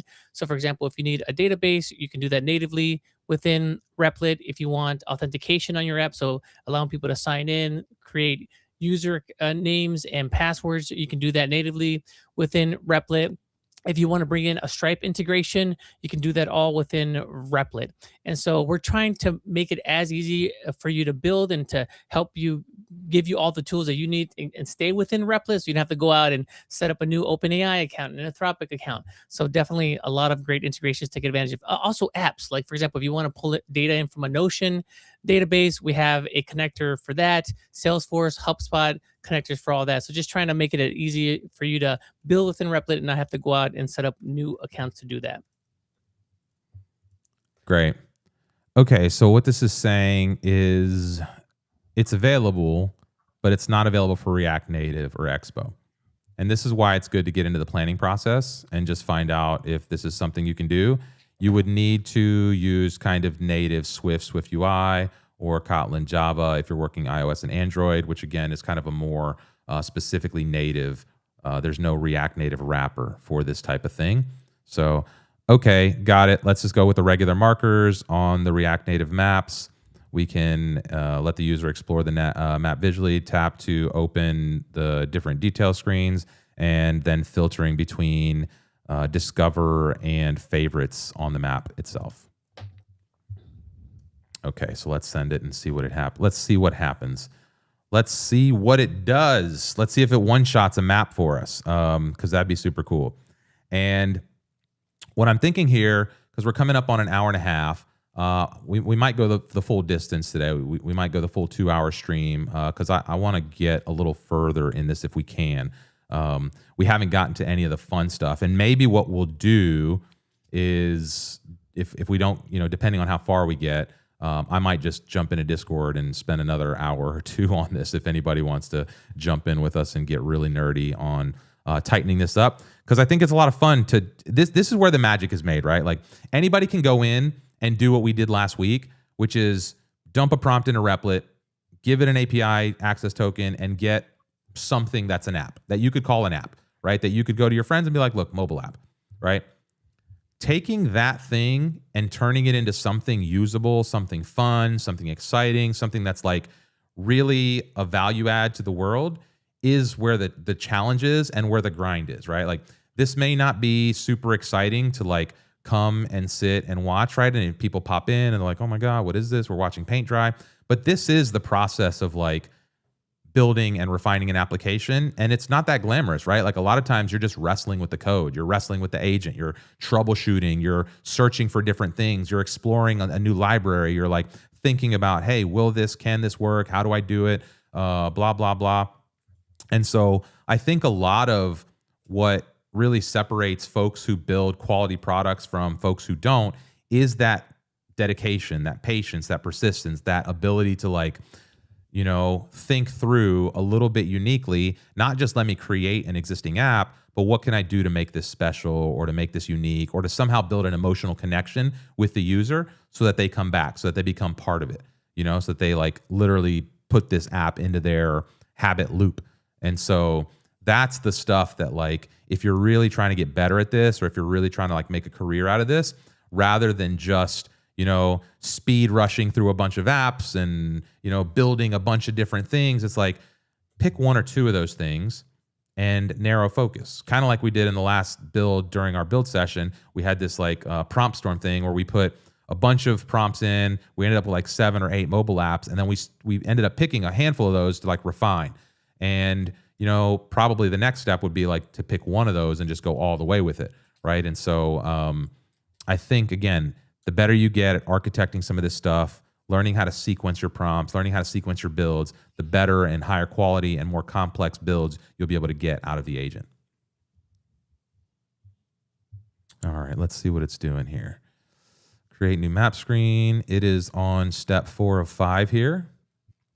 Show map centered on your location, add place markers with details, add button to switch views, change navigation to show map, check map feature works well. So it's checking that now. It's probably looking for errors, card gap undefined, and favorites. Okay, verify the map is working. All right, let's see. We're going to soon get another refresh here. Looks like it's restarting the front end. Restarted the back end, took a screenshot. Okay.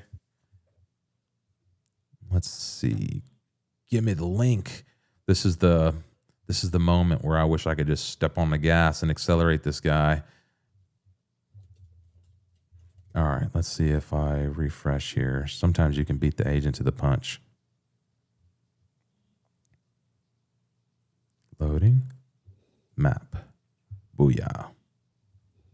Discover favorites. Hey, there's a favorite. Centennial Park. There's Discover. Hey. What I might want this thing to do is to show the Discover, and maybe I want the favorites on the map too. Hey, why did it change my favorites? And those are not my favorites. Okay. So we're having a little bit of a Centennial Park. Let's see. That is a favorite. Okay, so let's see. All right, well, I mean, it's pretty close. We got, crash. Oh, okay, so it's still doing stuff. This is the problem, right? So like Eager Beaver me over here is just like clicking around, and then I think, oh, hey, look, something crashed, but it didn't, it didn't. It was just the app just restarted, and it was me being impatient, trying to like, click around when it wasn't ready yet to be clicked around with. All right, favorites, map, favorites. I only see one favorite there. Oh, because it's down here? Nope. Interesting. And then the map is kind of changing what it shows me also. Is this pulling in maybe new spots? Or maybe based on how I'm searching, it's showing me more. So let's ask it. The bundle still needs to process React Native maps for web.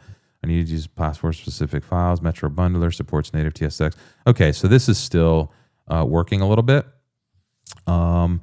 Anything coming in on the comments? Let's see. The other time, let's say, use a PAWA when your content's not easily adoptable by Play Store, App Store. Yeah, that's another good use case, right?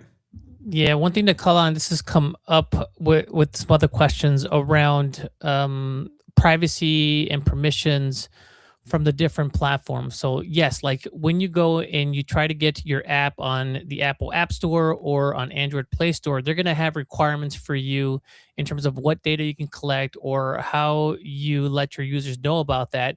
It's going to be different for the App Store and for Play Store. You just have to kind of work through that. And then Sean Connerly here has a good point too. His app is on cigars, so Apple might not want that on their App Store. So, either like you have to figure out a way to kind of get around that. Like I know there's also been like issues around people trying to make health focused apps on the App Store. Like the App Store is cracking down on that too. So you just have to be mindful of that. And that's all on Apple side and Android side in terms of what they want to allow on their platforms. And if you want to make a change, like and it's code related, you can come back to your build in Replit and make that change. So for example, when I first submitted an application, I had this feature where somebody would turn on their camera and it would show them dancing and what they're and show themselves moving. Apple didn't really like that much, or I couldn't figure out the permissions just right. So I just went back into my Replit build and had Agent remove that functionality altogether. So you might have to do something like that if you run into a roadblock. Yeah, okay. So let's get back to Agent here. Okay, it is crashing a little bit when I go to the favorites. I see the map, but I'm not sure it's showing me everything properly. When I switch between Discover and Favorites view, I'm not seeing all my favorites on the map. And I'm getting different pins when I zoom in and out in the Discover view. I think we should just show all pins that are available in the map visible region on the Discover view. We may want to limit based on proximity as they zoom in and out. But for sure on the favorites tab, we need to look into it because it keeps crashing in the map view when I go to favorites and it's not showing all my favorites in real time. So we need to make sure that the map view stays synced with the favorites and updates in real time as that's happening. Okay. So let's see what comes back here. Suggestion, be careful with using red pins. Colorblind people, 4 out of 5 people are not able to see them, or greens, use them sparingly for accessibility. Yep. There's all sorts of things to consider when we're doing streams like this. We're not often thinking about all the edge cases or like potential things that are happening. We're just kind of thinking about showing the core functionality here. There's a million things you have to think about when building a mobile app: accessibility, performance, cost, distribution, everything. And there's no possible way for us to cover like all of the things in these streams. So yeah, for sure. That's like a good call out. There's just no way for us to, try to handle every potential possible thing that could happen with these apps as we build. Does Rymar have speeding points on his license? Sometimes slow is best. Yeah, I actually do not have any points on my license. better check yourself. But also, yeah, sometimes slow is best. I'm cool with that. And remember, when we have some time, people have been asking about monetization strategies. So, like, any thoughts? Y'all want to make money? I know. So I was thinking about premium features on this. Okay, it does say 3, but then I don't see 3. I only see 2, and then it changes. Yeah, monetization.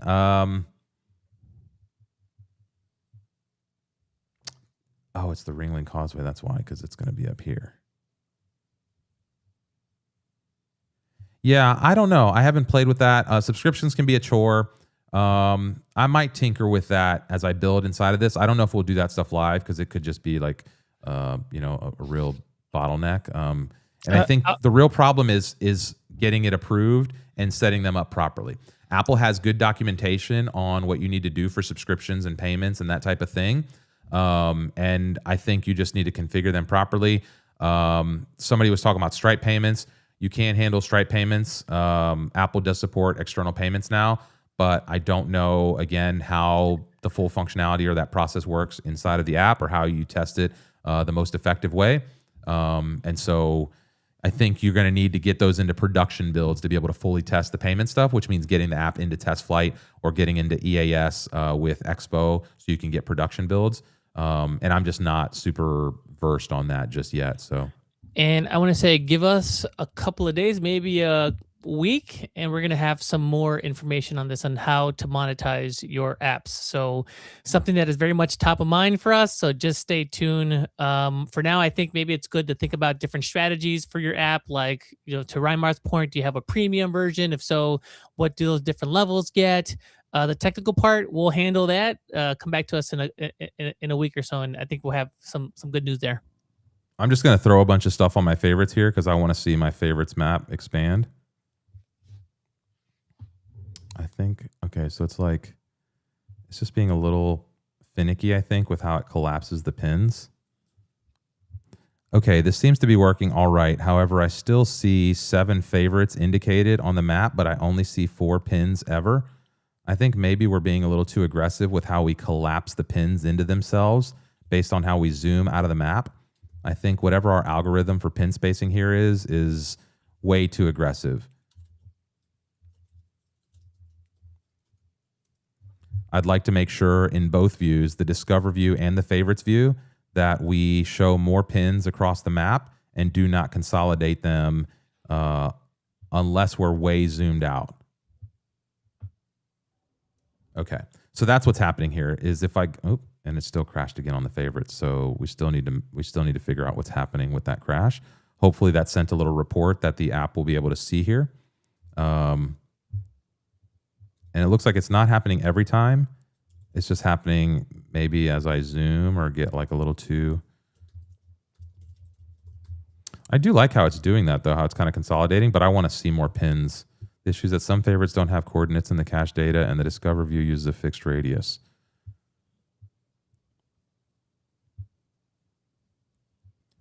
How would places not have coordinates? We always get coordinates with the location results. Are we not storing location results with every location that we get back from the Google Places API?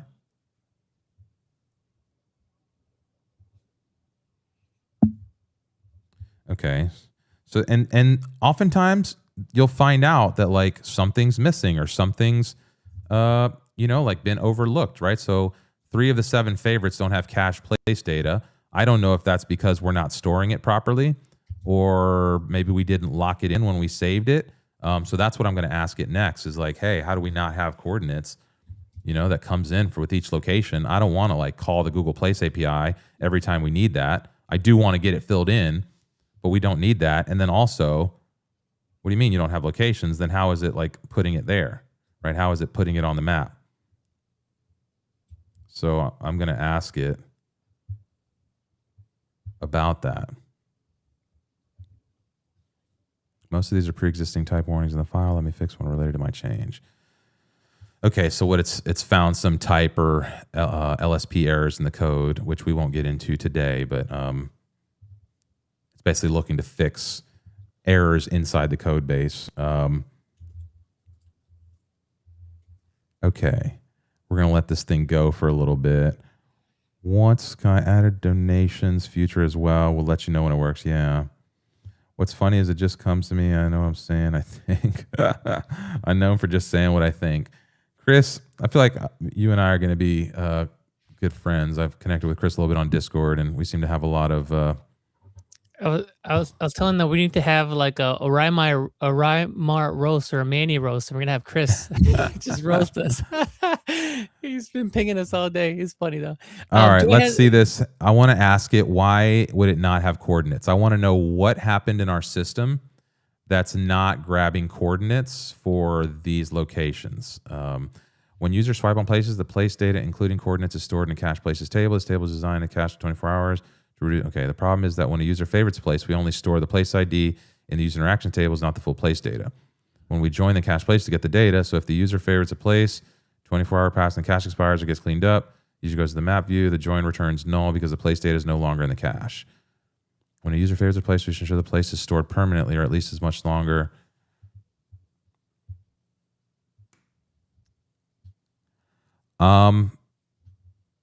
We actually should never expire listings in our database. It's okay for the cache to expire, which should tell us that we need to go get new data. But anytime we store a place, we should store all of the information in the place's records, in the, what are we calling that? Cached places. So this cached places table should not just delete entries after 24 hours. Our goal is to continually build a database of places that are always stored in our database. We can update them with Google API data, but we should always have a place and a location. And when someone favorites that, we should be able to pull that Latin long in with the join table. I also think that you're actually wrong. We do have the location records for all of the favorites. I can see them on the map when I zoom in far enough. The problem is our algorithm with how we combine the pins. When locations are too close to each other, we mark that as one single pin on the map. And so when I zoom out, it looks like there are less pins on the map, when in reality, we should be showing all the pins on the map and only joining when the user is way further zoomed out. However, the larger problem here is that we might be deleting or not caching our records properly. So let's take a look at all of this.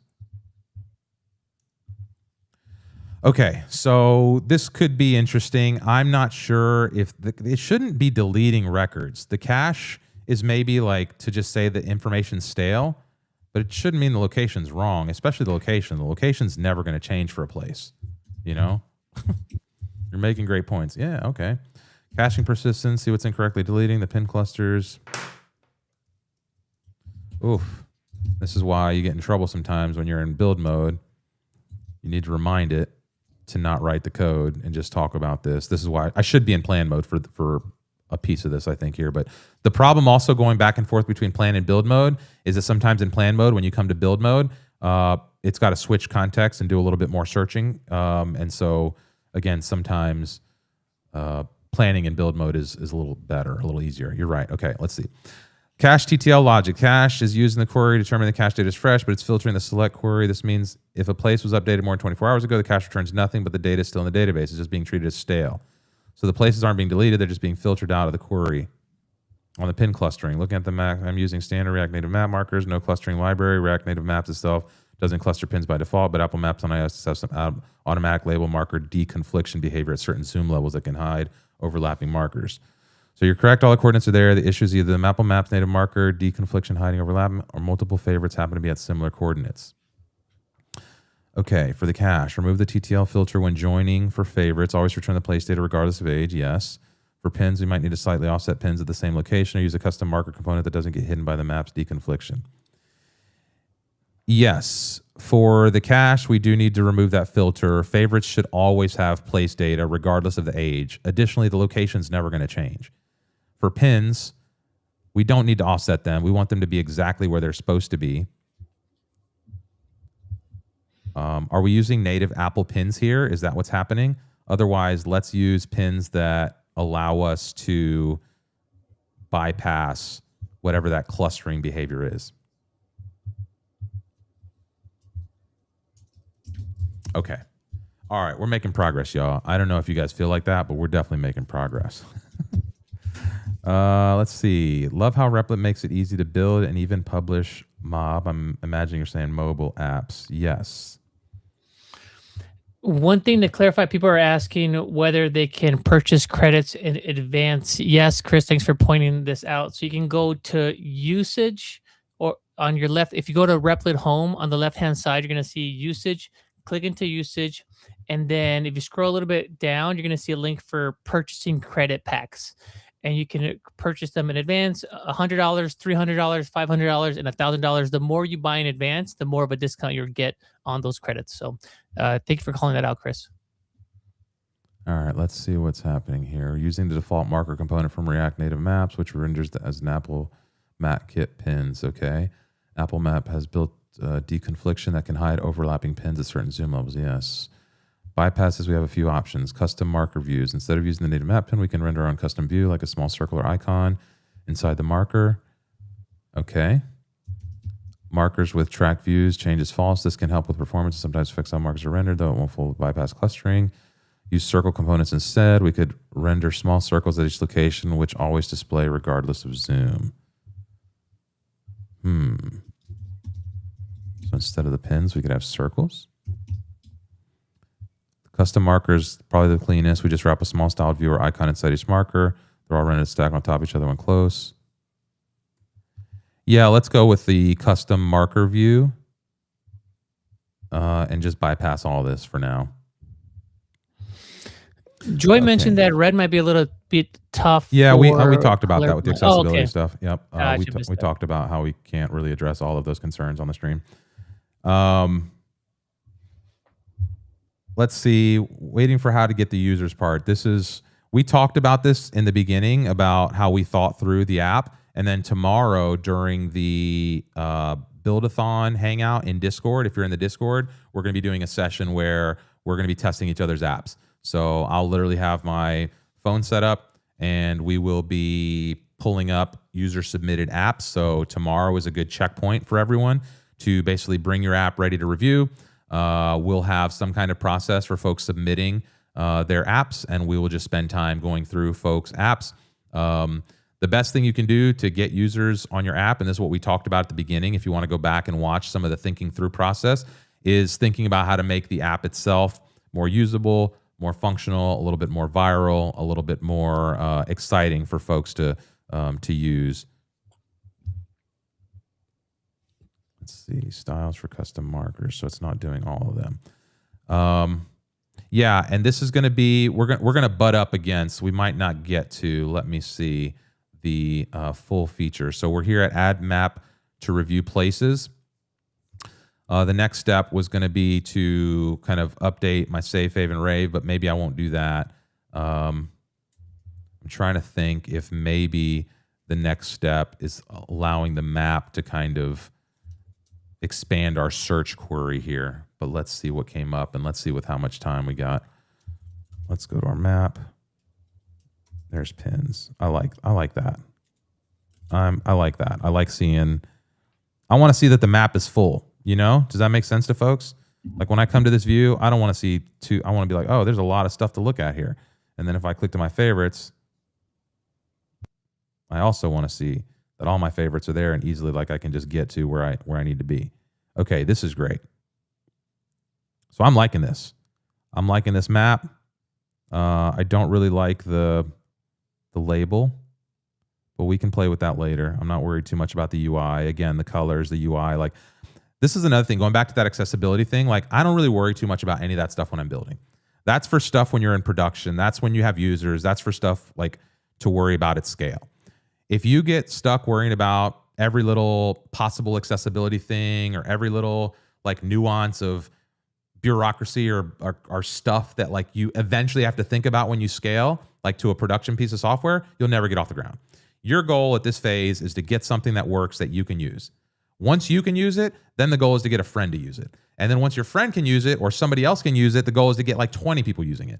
Once you get 20 people, 30 people, 50, 100 people, then you can start thinking about like, oh, now I know exactly where it's going wrong. Let me optimize this. Oh, this person can't read so-and-so, or I'm getting complaints about the visibility here. This thing's too small. This button's out of place. This thing doesn't work like I want it to. Then you start focusing in and narrowing on all those like other pieces. But when you're in this phase, none of that stuff should matter to you. Right. And I don't mean this to dismiss like accessibility as like it's not important or design's not important or any of these things are not important. But if the app doesn't work and do what you want it to do, none of those things matter. If you can't distribute the app, it doesn't matter if it's accessible, if you can't get it to the app store. Right. And so like at the beginning of these processes, a lot of people try to get like lost in all the crap that doesn't matter. All that matters is, does the app work? Can you get the thing done? And can you get it into people's hands? Everything else from there is then when the game really starts. Right? Like that's when you really have to start thinking about, okay, how do I scale this? What happens if I get 1,000 users? What if I get 10,000 users?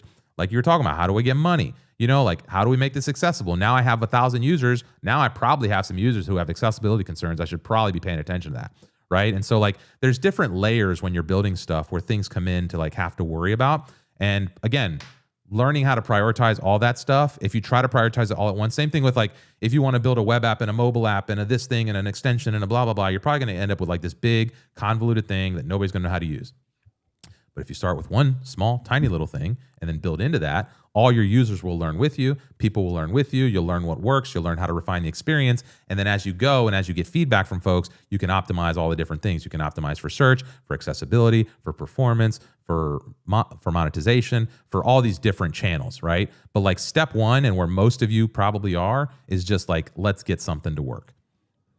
Yeah, and I think also, learn from Dan, Dan Kemp, who was also in the Buildathon. He was on the show on Friday, and he built something, and he posted about it on X, and it got our attention. I want to hear more about that. He was then featured on the live stream on Friday, and so he's getting a bunch of new users that way.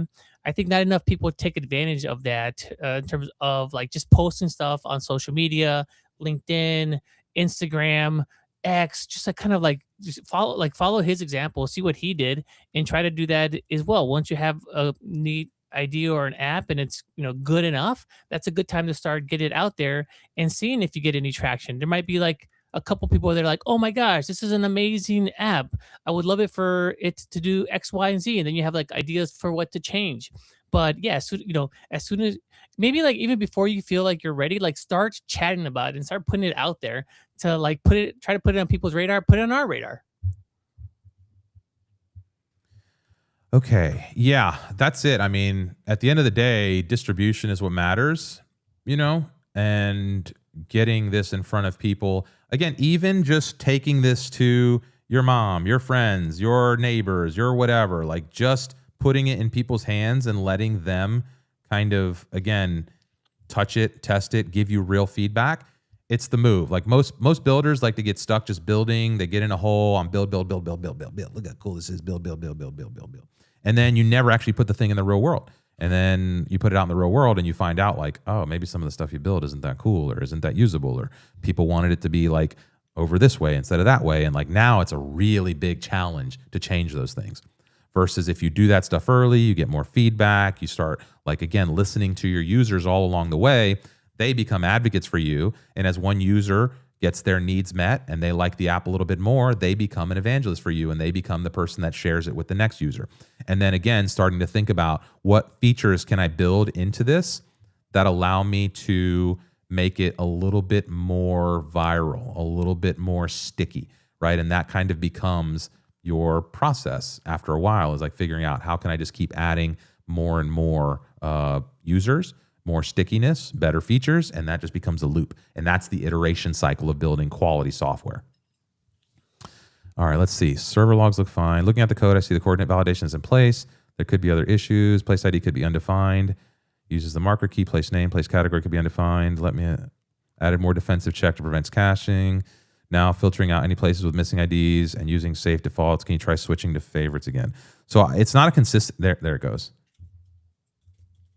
So something is causing, like on the second switch back to favorites or the third switch back to favorites, And this is what I meant about like becoming obsessive about using your app, right?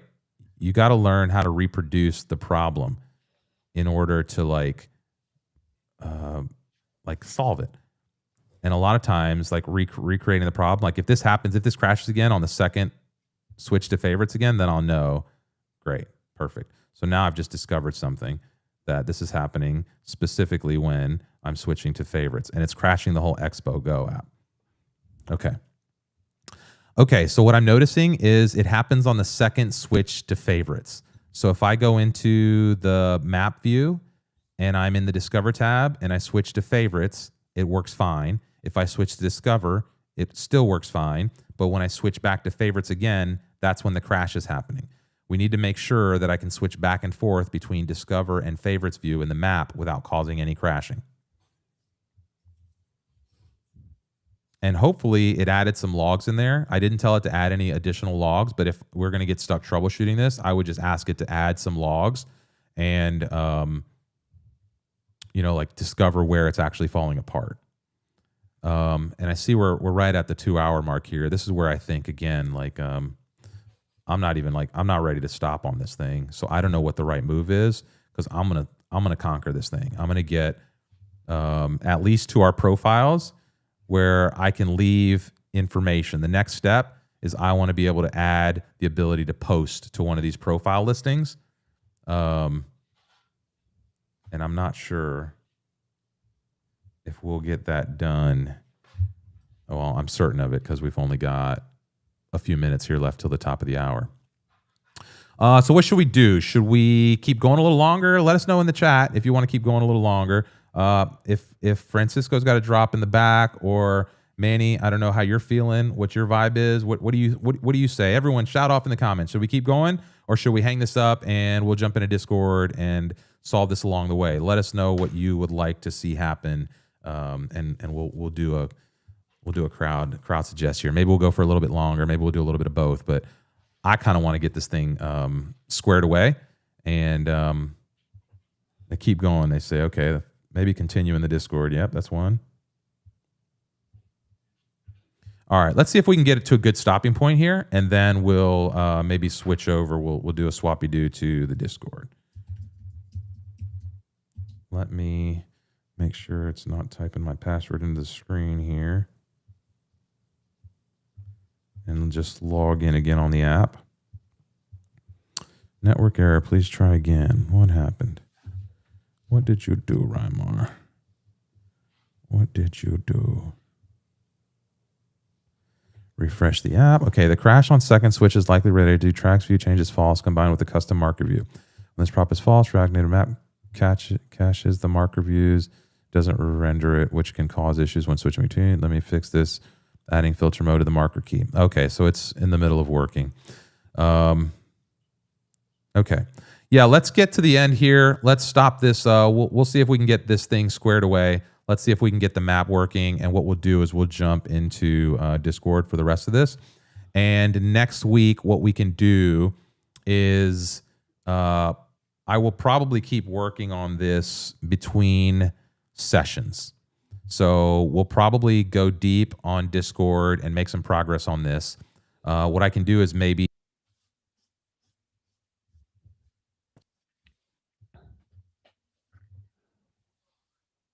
Hey, so I think Rymar made an early exit. He's so eager to continue to build. He's already on Discord. No, he probably just got I'm here. Dropped there. Here he is. Yeah, just a heads up. All you got to do is check on the right, and you can see if I'm still there, and you just bring me right back in. Okay, so I'm not sure where I popped out, but I think just talking about going back into Discord and figuring this out. Next week, what we're going to do is... the final app refinement. So probably what I'm going to do is between this week and next week in Discord tomorrow, we're going to do a good session. I'm probably going to spend a little bit more time on this today. And by next week, we're going to publish this thing to the App Store. So, and maybe before then I might send it so that I can get some revisions in and maybe report back on the revisions process. So stay tuned inside both the Discord and between now and the next stream, because we're going to get this thing up and published and put together. So next week we'll do final revisions, final refinement, And let's see if this crashes if I go back to favorites. There we go. Look at me going back and forth between favorites and discover now. Okay, so that's cool. This is a good stopping point. We got the map working. We got the favorites working. There's a map in here now. We can create new sessions. Okay.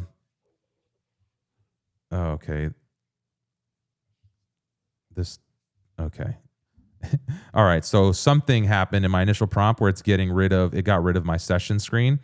I thought this plus button was the sessions, so I will have to go and fix that. But yeah, let's go ahead and close this up. I think we're pretty happy with where we got on this today. I know it wasn't as dynamic as starting from scratch. This was more like a, let's grind through with the agent and get some features working type of thing. But I think, again, this shows the real value of working with the agent. Is Francisco still in the back? Should we bring him in to do our little final wind down here? Yeah, and as you're bringing Francisco up, I'll just remind everybody that we have a builder spotlight happening on Friday. Somebody from the Buildathon is going to be on the show with us, so somebody from the community, so stay tuned for that. And also, again, we're looking for external experts that are great at marketing, content, distribution. I want to bring them on the show. I want to interview them. I want to ask them your questions. So if you have anybody on social media that you've been following that you really like, send them my way, and I will try to get them on the show for you.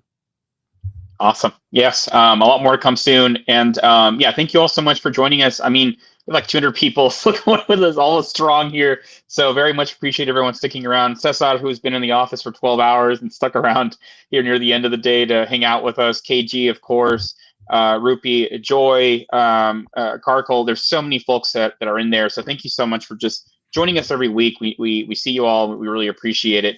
Last couple of things. So we're going to be switching over to Discord here pretty soon. If you do not have access to the Discord, I recommend signing up via the Buildathon link, which I've dropped in the chat.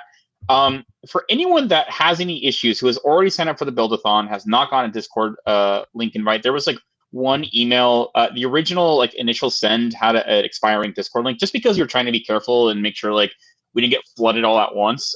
So if you haven't gotten or you had a link that expired, please feel free to send me an email. I dropped my email in the chat, which I may regret later. Please only stick to Buildathon Discord invites. If you're going to ask me for a roadmap or something, I probably won't be able to help. But I can send you a direct link right after. And then I'm going to be sending a big blast to everyone as well. But again, thank you all so much. We'll be shifting over to Discord here shortly. So Brian Moore will continue, and we'll probably talk a little bit more about the marketing side of things for our next session, as well as kind of getting to the publishing side. But again, thank you all so much for joining. Really appreciate it. Yeah, and excited to keep going. Yeah, and there's already 20 folks who've jumped in. So if you're in the Buildathon Discord, we have the screen share going right now, and my audio, I think, is being piped in. So I think they can hear me if they're hanging out in the Discord. So they're probably getting an echo between YouTube, except for Discord's now in real time. I want to look at this. What did we end up with our Aura Globe here? Only 60? Oh, 113. Okay. All right. So there we go. The globe is in the chat. We're going to be doing more with this thing as we go. It's kind of cool to see where our community is around the world. Oh, I'm not sharing my screen. God bless. Let me go back to this view here just for a second here. Let me just show the globe with the whole 113 folks checked in on the globe today. Thanks for hanging with us. Super cool to see where the distribution is. And I think as this fills up and we get a glimpse of where our community is, we'll see that we've got a pretty broadly diverse community all over the globe. So yeah, that's all we got for today. Thanks, everyone. We're going to jump into Discord now, and we'll leave it at that. Awesome, y'all. Thank you so much. See you soon. See you Friday. Yeah.